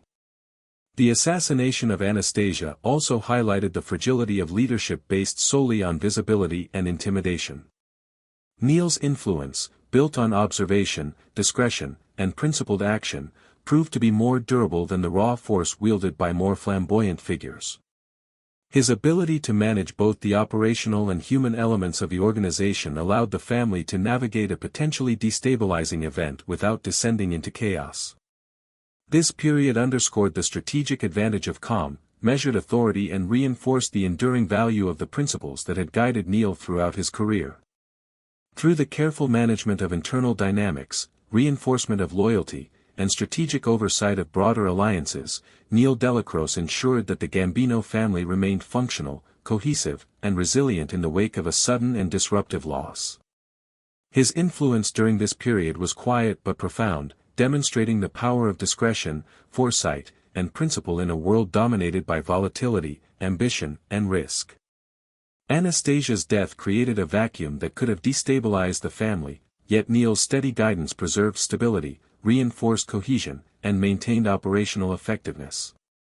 In retrospect, this period illustrates the subtle but enduring nature of Neil Dellacroce's authority. He did not rely on spectacle, fear, or publicity to maintain control. Instead, he guided, mediated, and reinforced principles with precision and care. His actions ensured that the family weathered a potentially destabilizing event, that loyalty remained intact, and that the transition of influence occurred with minimal disruption. In a world where sudden shifts could create chaos, Neil's strategic calm, observation, and principled leadership ensured continuity, resilience, and enduring stability. John Gotti's ambitions were a force that seemed almost impossible to contain. Even in the early stages of his rise within the Gambino family, his energy, charisma, and determination were evident to anyone who observed him closely. Unlike many who moved cautiously through the ranks, Gotti possessed a restless drive, a need to assert his influence, and an impatience for recognition that often put him at odds with the more measured approach of figures like Neil Dellacroce.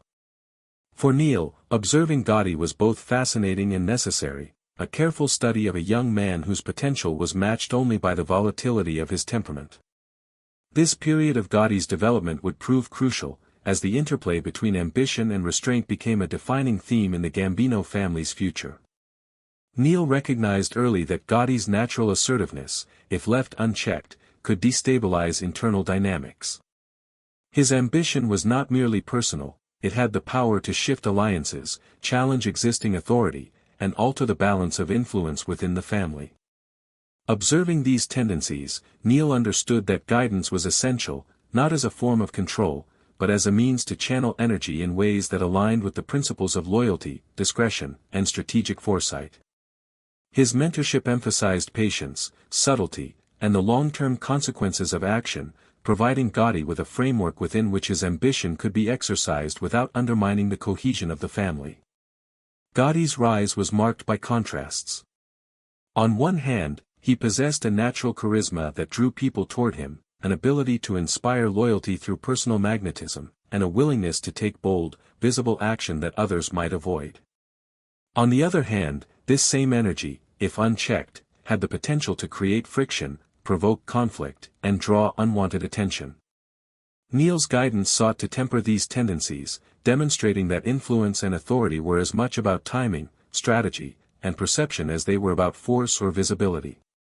By observing carefully and intervening subtly, Neil worked to ensure that Gotti's ambition could be a resource rather than a liability. The early interactions between mentor and protege were instructive. Neil provided insights drawn from decades of experience, illustrating the value of discretion, the importance of loyalty, and the subtle power of strategic decision-making.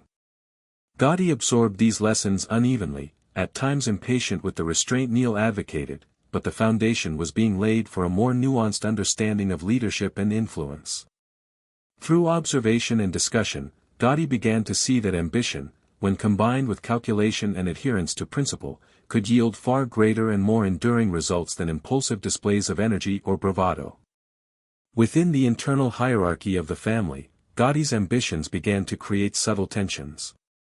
Other members, wary of his assertiveness, tested boundaries, assessed his alliances, and sought to gauge the extent of his influence. Neil's role during this period was critical. He acted as a stabilizing force, mediating disputes, reinforcing loyalty, and guiding behavior in ways that maintained cohesion. His interventions were subtle yet effective, ensuring that the energy of ambition did not devolve into destructive rivalry. In this way, he maintained balance while allowing Gotti to develop the skills and experience necessary for eventual leadership. Observation remained central to Neil's management of Gotti's ambitions. He noted the young man's decisions, assessed reactions from peers and superiors, and evaluated the potential consequences of various courses of action. This attention to detail allowed Neil to anticipate conflicts, guide interventions, and reinforce the principles of loyalty and discretion at critical moments. By combining mentorship with strategic oversight, Neil ensured that Gotti's rise was not only possible but sustainable, cultivating skills and understanding that would serve him in both visible and invisible ways within the organization. The contrast between Gotti's ambition and Neil's measured approach highlighted a broader theme within organized crime: the tension between visibility and discretion, impulsiveness and strategy. Gotti's charisma and desire for recognition created opportunities and risks alike, while Neil's calm authority and principled guidance provided a stabilizing counterbalance. This dynamic underscored the importance of mentorship, observation, and strategic intervention in managing ambitious individuals within a complex social hierarchy. By fostering understanding and guiding action, Neil ensured that the potential of Gotti's ambition was harnessed in ways that aligned with the long-term goals of the family. Gotti's ambitions were not only personal, they were also reflective of the broader environment of organized crime, in which visibility, assertiveness, and reputation played significant roles. Neil recognized that ambition, if properly channeled, could strengthen the family, consolidate influence, and advance strategic objectives. However, without careful guidance, it could just as easily disrupt cohesion, provoke conflict, or attract unwanted scrutiny. Neil's approach emphasized balance, foresight, and the reinforcement of loyalty, teaching Gotti that ambition was most effective when tempered by principle, discretion, and strategic thinking. This period also served as a lesson in the subtleties of power. Neil demonstrated to Gotti that influence was not solely derived from action or visibility, but from perception, trust, and the management of relationships. He emphasized that leadership required an understanding of both human behavior and organizational dynamics, and that the timing, context, and method of intervention were as critical as the action itself. Gotti's observations of Neil's calm, precise, and principled interventions provided a template for exercising authority in ways that were both effective and enduring. The interplay between ambition and restraint would later foreshadow significant developments within the Gambino family. Gotti's natural drive, combined with Neil's mentorship, created a dynamic tension that would shape decision-making, influence alliances, and ultimately determine the trajectory of the family's leadership. Neil's guidance provided a framework within which ambition could be expressed responsibly, loyalty could be maintained, and strategic objectives could be pursued without compromising stability. This delicate balance highlighted the importance of mentorship, observation, and discretion in managing both individual ambition and organizational cohesion.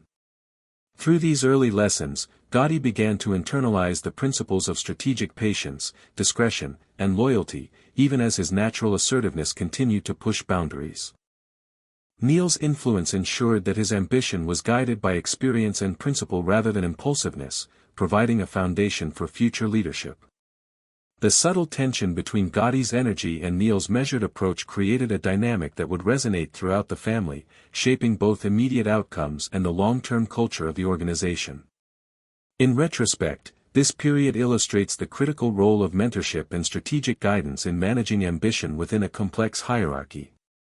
Neil Dellacroce's careful observation, principled interventions, and emphasis on loyalty and discretion ensured that Gotti's rise was shaped by both potential and prudence. The lessons imparted during these formative interactions provided Gotti with the tools, understanding, and perspective necessary to navigate the challenges of leadership, while maintaining cohesion and stability within the family. Neil's influence, though often invisible, was a decisive factor in balancing ambition with restraint, foresight with opportunity, and loyalty with strategic insight, leaving a lasting impact on both the individual and the organization. The 1981 Commission trial marked a turning point for organized crime in New York, bringing the operations of the Gambino family and other mafia factions under intense legal scrutiny. For Neil Dellacroce, this period represented a profound test of loyalty, strategy, and composure. The trial, orchestrated by federal authorities intent on dismantling the mafia's leadership, was both a legal and psychological pressure point, threatening to unravel decades of carefully constructed relationships and operational stability. The stakes were immense. Convictions could fracture the family, erode loyalty, and create openings for ambitious rivals both within and outside the organization. Neil approached this challenge not with panic, but with the calm, deliberate focus that had defined his leadership for decades, recognizing that the family's cohesion depended on his guidance and steadiness.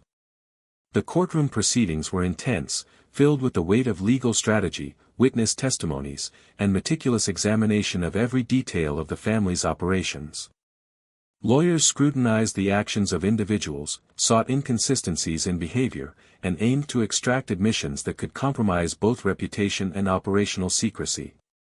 For the members of the Gambino family, the trial created an atmosphere of constant tension, where every word, gesture, and interaction carried potential consequence. Neil's role during this period was critical, as he provided counsel, guidance, and reassurance to associates navigating the extraordinary pressures of legal exposure. His calm authority helped to stabilize the family, reinforcing principles of loyalty and discretion even amid uncertainty.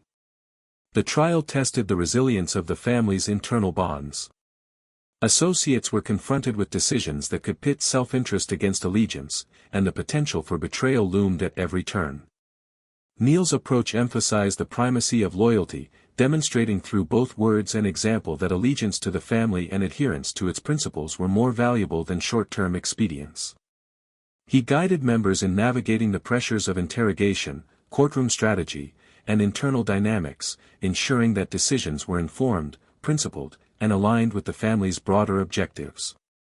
This guidance helped preserve cohesion, reducing the risk of fractures that could have had lasting consequences. Observation and perception were central to Neil's management during the trial. He monitored the behavior of associates, noting subtle shifts in demeanor, hesitations in speech, and reactions to legal pressure. By interpreting these cues, he could anticipate potential issues, intervene strategically, and reinforce trust where it was most needed. His interventions were precise and measured, maintaining authority while preventing unnecessary escalation of tension. Through this careful observation, Neil ensured that loyalty remained intact, that individuals understood the consequences of their actions, and that the family's internal dynamics remained stable despite the extraordinary stress of external scrutiny. The trial also highlighted the interplay between fear, respect, and authority.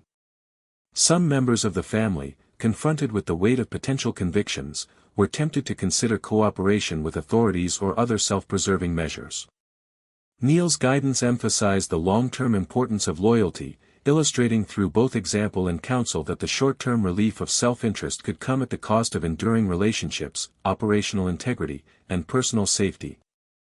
He reinforced the notion that principled adherence to the code of loyalty provided both protection and legitimacy within the organization, creating a framework in which members could navigate legal pressures without compromising their position or the family's cohesion.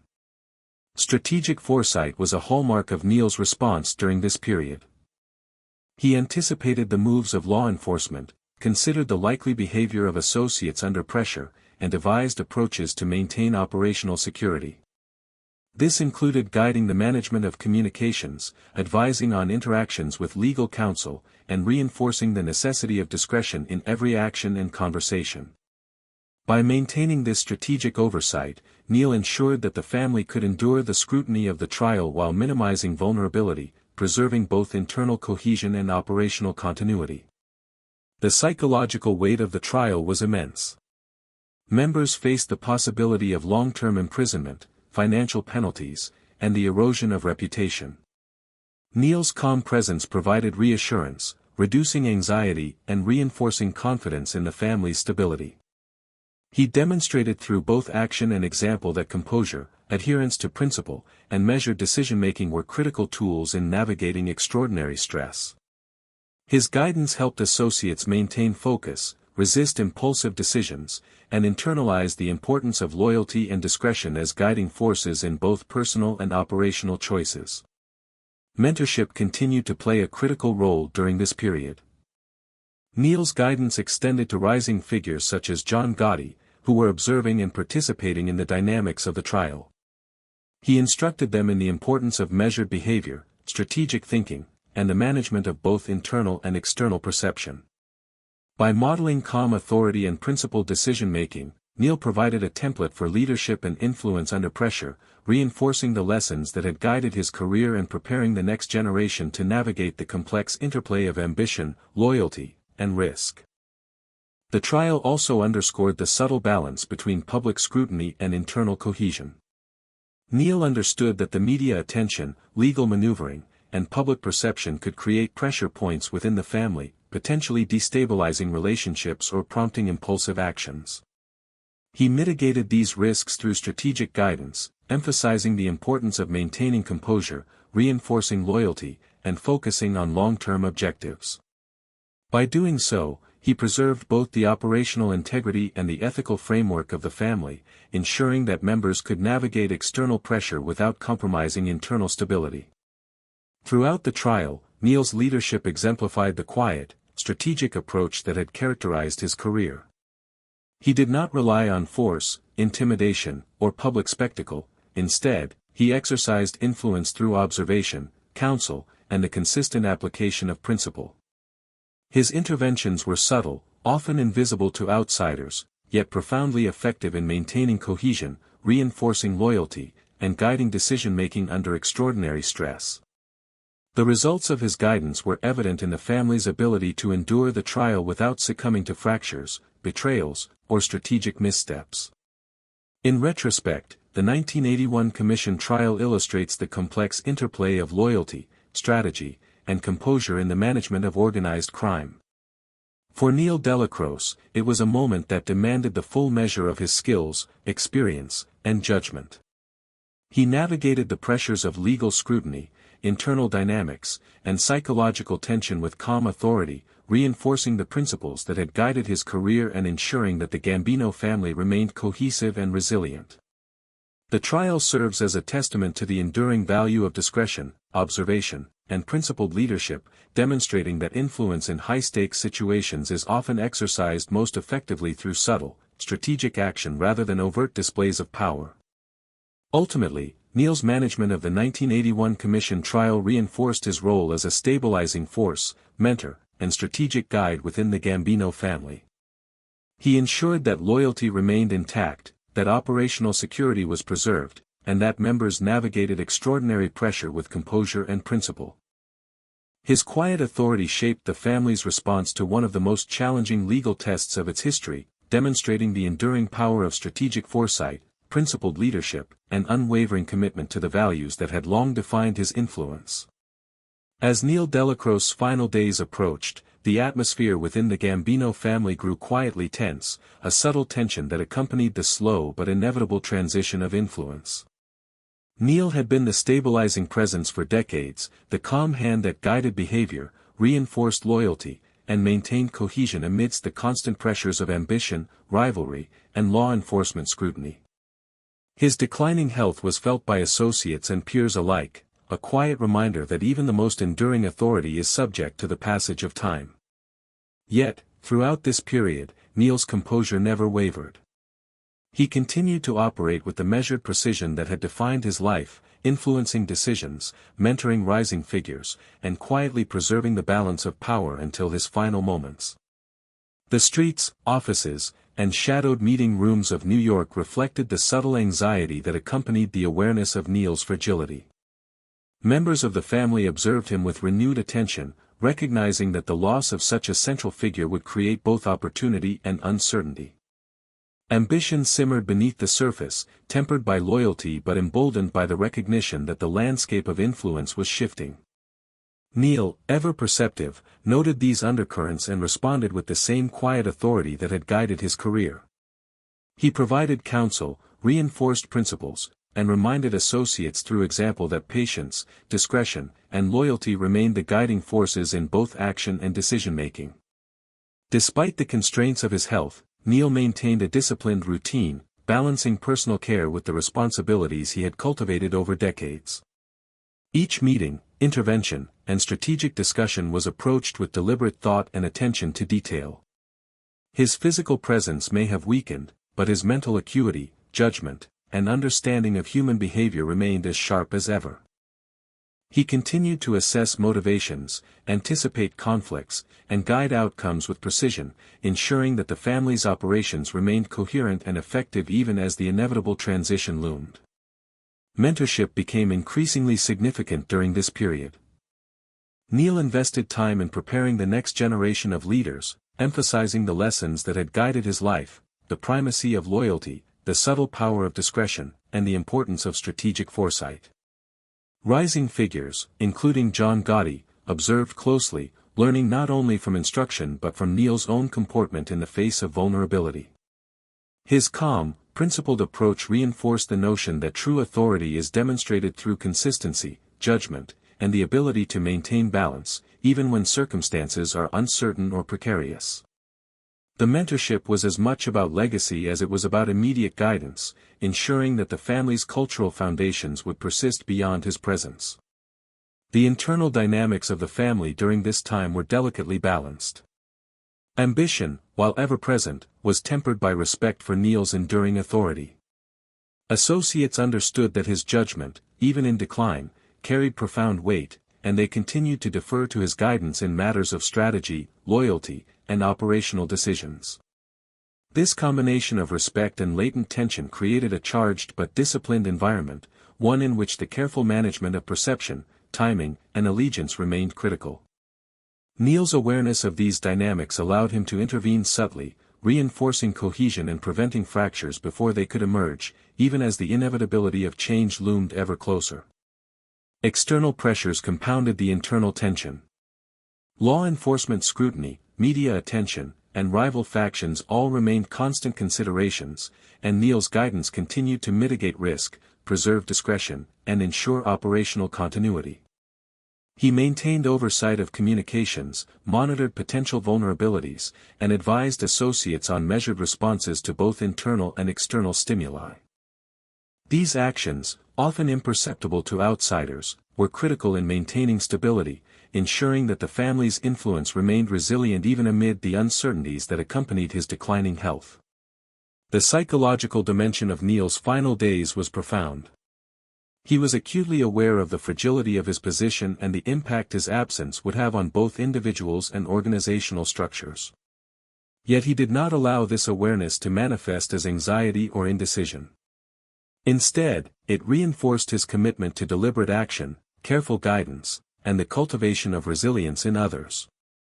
Associates observed not only his strategic interventions but also his composure, internal fortitude, and unflinching adherence to principle. This modeling of behavior reinforced the values of loyalty, patience, and discernment, ensuring that the culture of the family remained anchored even in the face of imminent change. Neil's interactions during this time continued to emphasize mentorship, conflict resolution, and strategic guidance.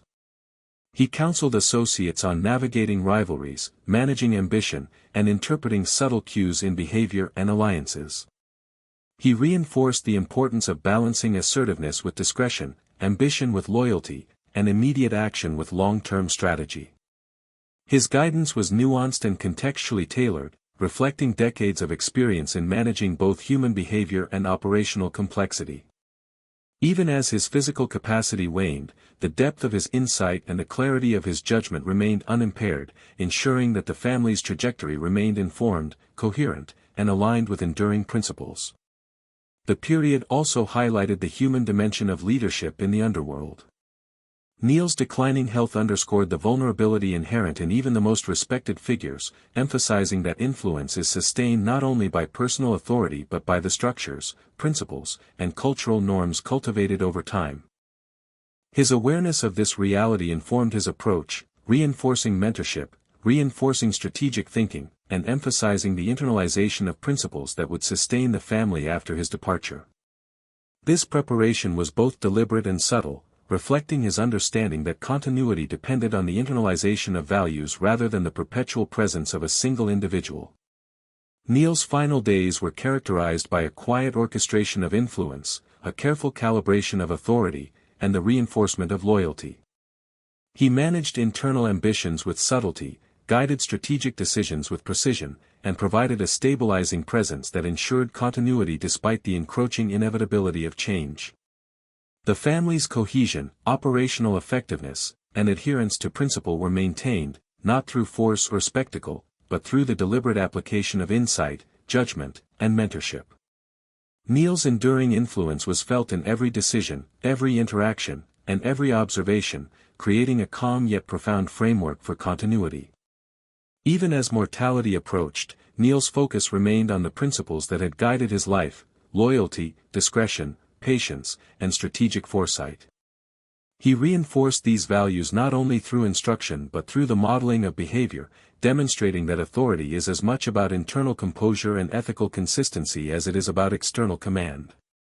Associates observed his calm demeanor, his measured interventions, and his unwavering adherence to principle, internalizing these lessons as part of the enduring culture of the family. In this way, Neil's influence extended beyond immediate operational considerations, shaping the ethical, strategic, and cultural foundations of the Gambino family for the future. In retrospect, Neil Dellacroce's final days illustrate the profound subtlety of enduring authority. Despite the decline of physical strength, his strategic insight, mentorship, and principled guidance maintained stability, cohesion, and operational continuity within the Gambino family. His calm composure, measured interventions, and reinforcement of loyalty ensured that the organization could navigate the uncertainty of transition while preserving the principles that had guided its success. Neil's final days were not marked by spectacle or drama, but by the quiet, deliberate exercise of authority, demonstrating that the truest power is often exercised with foresight, patience, and unwavering principle, leaving a legacy that endures far beyond the presence of the individual. The day Neil Dellacroce passed marked the end of an era within the Gambino family, sending subtle but profound ripples through the organization he had quietly guided for decades. Unlike the flamboyant figures who attracted headlines, Neil's influence had always been understated, a quiet force shaping loyalty, strategy, and the cohesion of the family from the shadows. Yet his absence was immediately felt. The steady hand that had mediated disputes, reinforced principles, and guided rising figures was no longer present to stabilize internal dynamics, leaving a space that invited both opportunity and tension. The family, accustomed to his calm, measured presence, now faced a sudden vacuum, and the delicate balance of ambition, loyalty, and authority began to shift in ways that would shape the years to come. Neil's death was not accompanied by fanfare or public display. It was quiet, almost serene, reflecting the manner in which he had conducted his life and leadership. Yet for those who understood his importance, the significance was immense. Associates and peers recognized that a central pillar of stability had been removed, a guiding force whose judgment had tempered ambition, managed rivalries, and maintained cohesion. In the absence of his steady presence, even small decisions carried amplified consequences, and subtle tensions that had been held in check began to surface.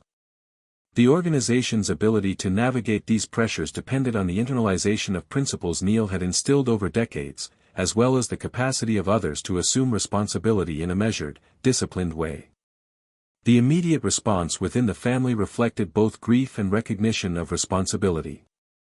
Associates who had relied on Neil's counsel now faced the task of maintaining operations, managing relationships, and ensuring loyalty without the benefit of his guidance. The subtle authority he had wielded through observation, discretion, and principled intervention could not be replaced instantly. Decisions that had previously been guided or mediated by his insight now fell to others, testing their judgment, patience, and capacity to act in alignment with the culture he had cultivated. Even the most loyal members felt the weight of responsibility, recognizing that maintaining stability in this period required both prudence and adherence to the principles Neil had exemplified. John Gotti, in particular, felt the implications of Neil's passing keenly. Gotti had been mentored, observed, and guided by Dellacroce for years, learning the subtleties of influence, loyalty, and strategic decision-making. Neil's death removed a stabilizing counterbalance to Gotti's ambition, creating both opportunity and risk. With the vacuum left by Neil's absence, Gotti was able to assert more visible authority, pursue strategic objectives with increased autonomy, and accelerate his rise within the family.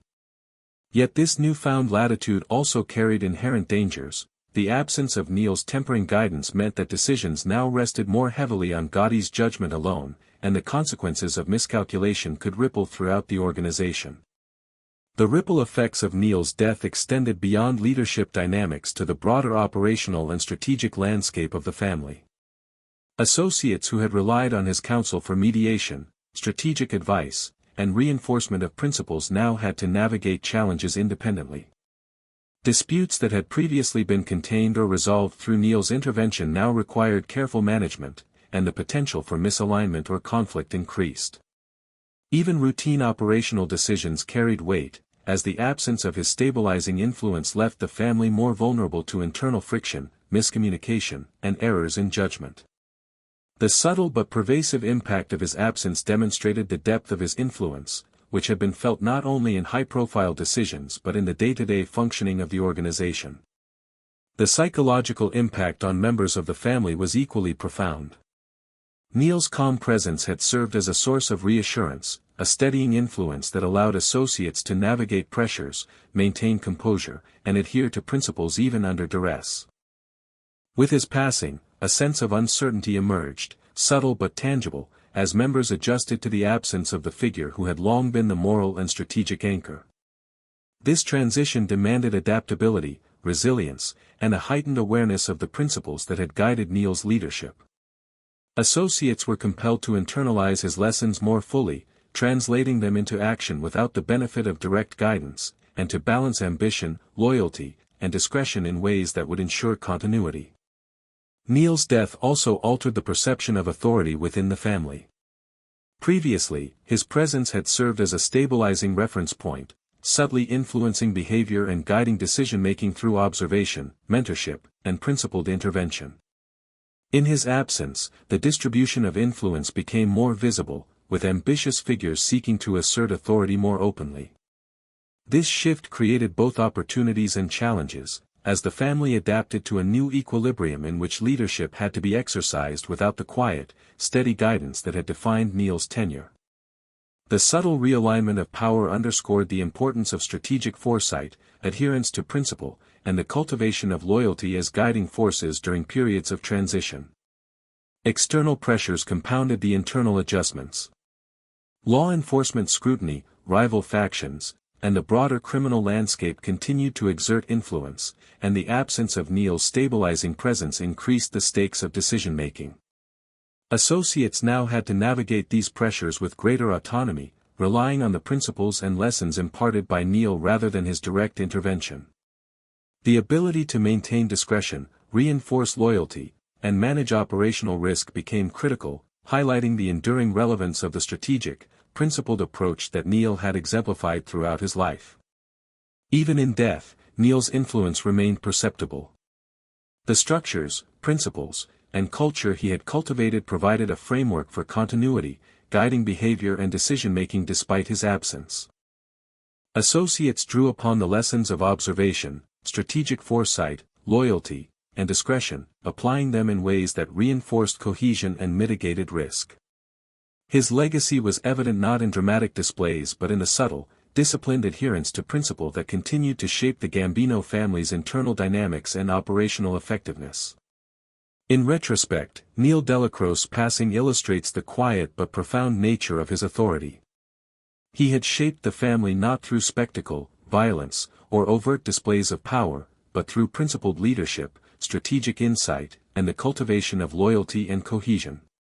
His absence revealed the depth of his influence, as the family confronted both the opportunities and risks created by the sudden vacuum.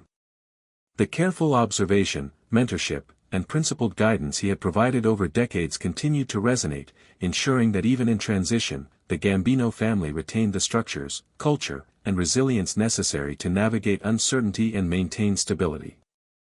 Ultimately, Neil's death was both an ending and a beginning, the close of a period defined by calm, disciplined leadership, and the opening of a chapter in which the family would adapt to a new balance of influence, ambition, and responsibility. The subtle ripples of his absence shaped the behavior of associates, the distribution of authority, and the operational and strategic decisions that would define the family's trajectory. In this way, Neil Dellacroce's legacy endured, a testament to the enduring power of quiet authority, principled leadership, and the subtle exercise of influence that extends far beyond the life of the individual. The absence of Neil Dellacroce created a vacuum within the Gambino family that John Gotti was quick to recognize and navigate with both ambition and strategic calculation. Gotti, having been mentored by Dellacroce for years, understood the delicate balance between loyalty, authority, and operational control, yet the death of his mentor removed the steadying hand that had tempered his natural impulsiveness. For the first time, Gotti faced an environment in which he could assert authority more openly, pursue his ambitions with fewer constraints, and consolidate power in ways that had previously been moderated by Dellacroce's presence. This period was marked by subtle shifts in loyalty, strategic maneuvers behind closed doors, and the quiet but profound reorganization of influence within the family. Gotti's consolidation of power was neither abrupt nor violent, at least initially. He understood the importance of perception, of timing, and of maintaining the loyalty of key associates. The death of Dellacroce had not only removed a stabilizing force but had also created an atmosphere of uncertainty, in which ambitious figures were evaluating their positions, testing allegiances, and reassessing their own influence. Gotti's approach was strategic, relying on the relationships he had cultivated under Dellacroce's mentorship, the trust he had earned, and his understanding of the unspoken codes of conduct that governed behavior within the family. His consolidation was a careful orchestration, balancing ambition with discretion, influence with respect, and assertiveness with the preservation of internal cohesion. The shifting loyalties within the family reflected the subtle dynamics of power in the underworld. Associates who had previously aligned themselves closely with Dellacroce now faced decisions about where to place their allegiance. Some gravitated toward Gotti, drawn by his visibility, charisma, and decisiveness, while others remained loyal to the principles and structures that Dellacroce had instilled. Gotti's skill lay in recognizing these inclinations, subtly influencing decisions, and guiding behavior in ways that reinforced his emerging authority without triggering overt conflict. By managing loyalty with care, he ensured that the family remained cohesive, operationally effective, and strategically aligned during a period of transition. Observation remained central to Gotti's approach, echoing the lessons imparted by Dellacroce. He watched, listened, and analyzed interactions, detecting subtleties in behavior that revealed intentions, ambitions, and potential threats. By interpreting these cues, he was able to make decisions that reinforced his authority, preempted challenges, and secured the loyalty of key figures. The foundation laid by Dellacroce's mentorship provided the conceptual framework for these actions, demonstrating the enduring influence of strategic observation and the careful calibration of behavior, even in the absence of the guiding hand that had shaped it. The consolidation of power also required careful management of internal conflicts. Ambitious members, sensing the opportunity created by Dellacroce's absence, tested boundaries, asserted themselves, and evaluated the balance of influence. Gotti intervened strategically, mediating disputes, reinforcing loyalty, and guiding decision-making in ways that maintained cohesion. His actions were calculated, deliberate, and informed by an understanding of both human behavior and organizational dynamics. By managing these internal tensions with subtlety, he strengthened his authority while avoiding the destabilizing consequences of impulsive action or overt confrontation. External pressures further complicated the consolidation of power. Law enforcement, rival families, and the broader criminal landscape continued to exert influence on the family's operations. Gotti's strategic approach incorporated these factors, ensuring that visibility, operational security, and internal alignment were balanced carefully. He maintained the discretion emphasized by Dellacroce, demonstrating that even as authority shifted, the principles of strategic foresight, observation, and loyalty remained critical. By integrating these elements, Gotti solidified his position while mitigating potential risks from both internal and external sources. The psychological dimension of loyalty became particularly significant during this period. Associates evaluated not only their ambitions but also their trust in Gotti's emerging authority. Gotti's challenge was to maintain confidence, inspire allegiance, and demonstrate that the transition of power would preserve both stability and opportunity. He reinforced loyalty through a combination of personal attention, strategic protection, and the consistent enforcement of principle, ensuring that those who aligned with him understood the long-term benefits of steadfast allegiance. This careful cultivation of loyalty was critical to consolidating authority and maintaining operational continuity in a period of transition. Mentorship, even indirectly, continued to play a role in Gotti's consolidation. The lessons imparted by Dellacroce, strategic observation, the primacy of loyalty, the importance of discretion, and the subtle exercise of influence, provided a template for action. Gotti applied these principles, adapting them to the opportunities created by the shift in authority. His ability to navigate complex interpersonal dynamics, anticipate the moves of rivals, and reinforce cohesion among associates reflected both his personal skills and the enduring influence of Dellacroce's mentorship. In this way, the guidance Neil had provided continued to shape outcomes, even as Gotti asserted more visible authority. The consolidation of power also required careful attention to perception. Gotti recognized that authority was not solely about action or visibility, but about the impression created through behavior, decision-making, and the management of relationships. By projecting confidence, demonstrating strategic competence, and maintaining discretion, he reinforced his emerging position without provoking unnecessary conflict or drawing undue attention from external observers. This nuanced approach reflected the lessons learned under Dellacroce, highlighting the enduring relevance of mentorship, observation, and strategic foresight in the exercise of influence. Operational management during this period was equally critical. Gotti ensured that the family's activities continued smoothly, that disputes were mediated effectively, and that strategic objectives were pursued with precision. Associates relied on his judgment, observed his interventions, and aligned their actions with the structures he established.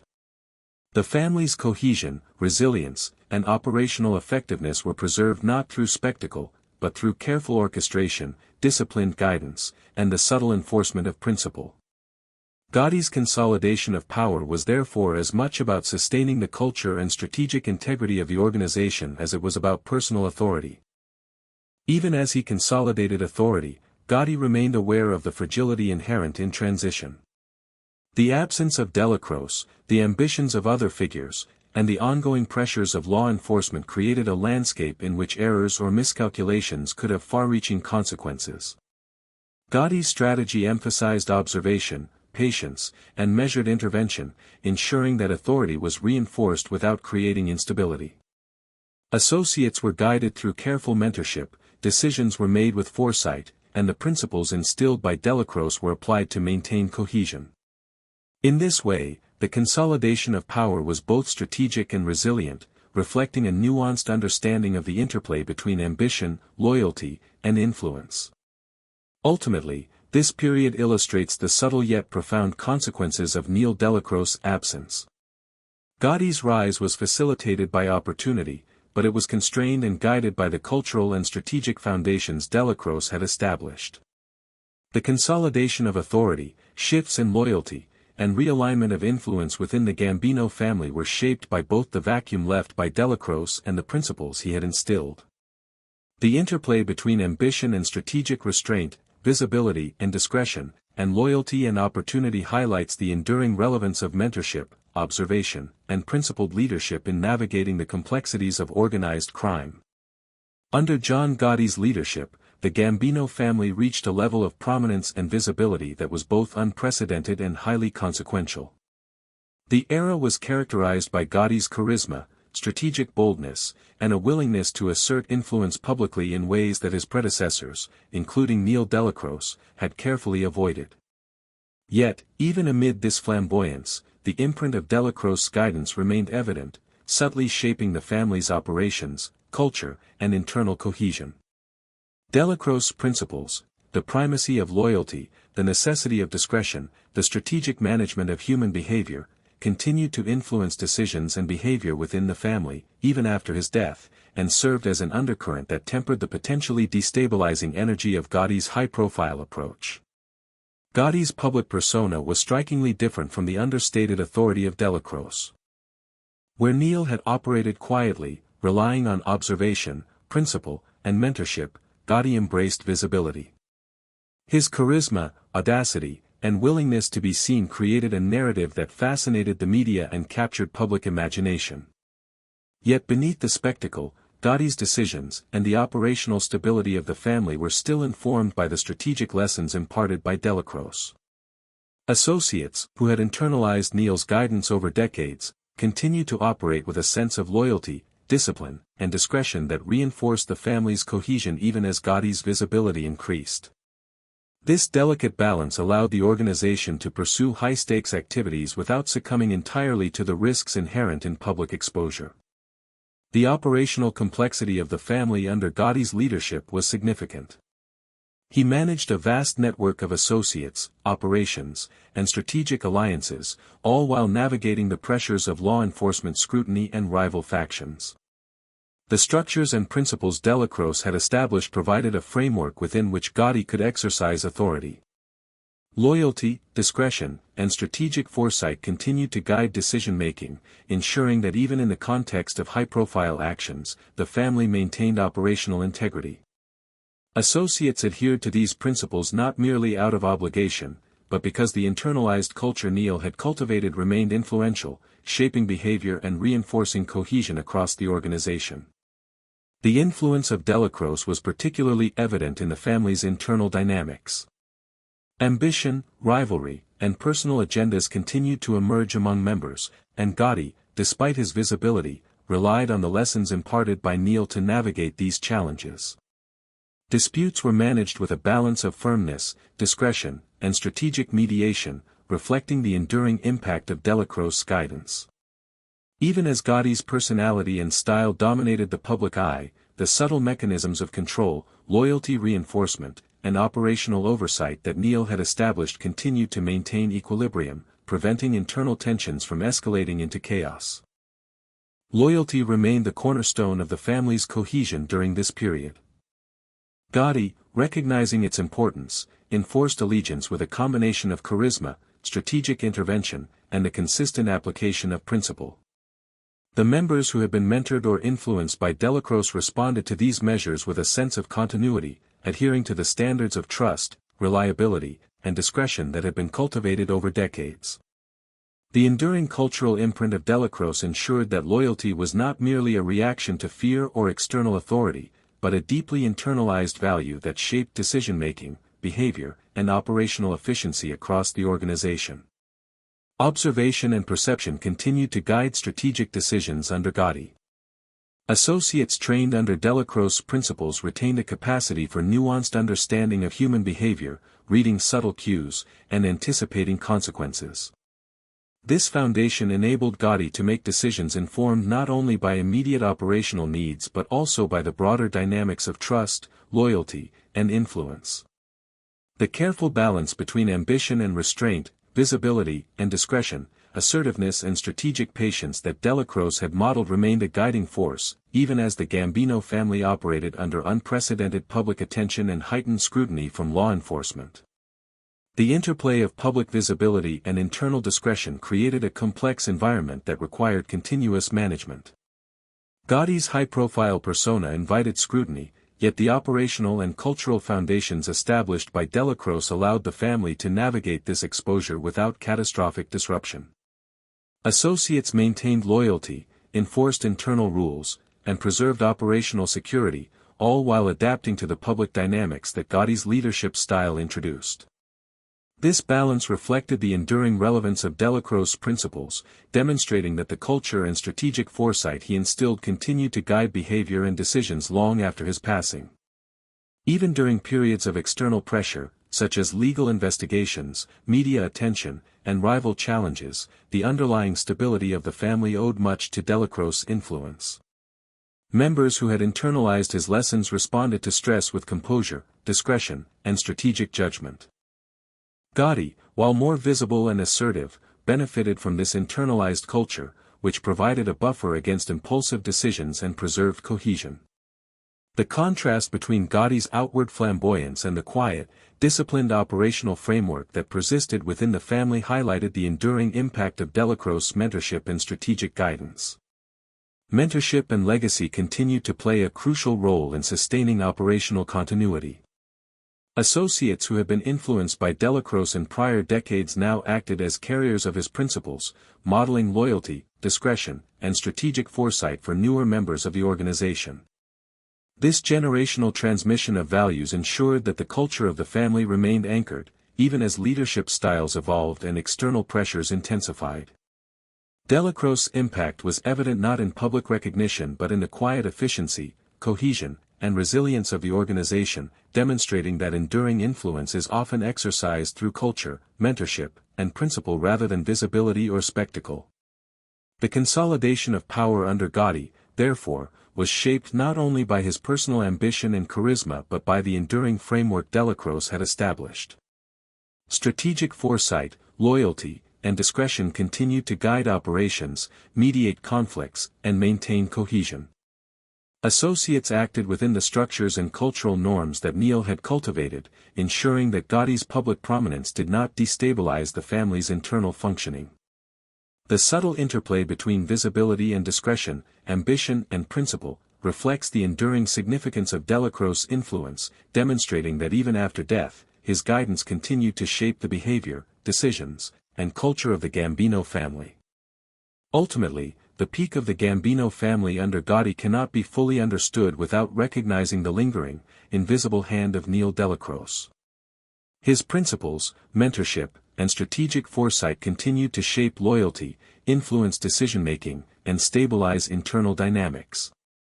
While Gotti's charisma and high-profile approach defined the public narrative, the operational cohesion, cultural continuity, and disciplined execution that characterized this era were deeply rooted in the foundation Dellacroce had built.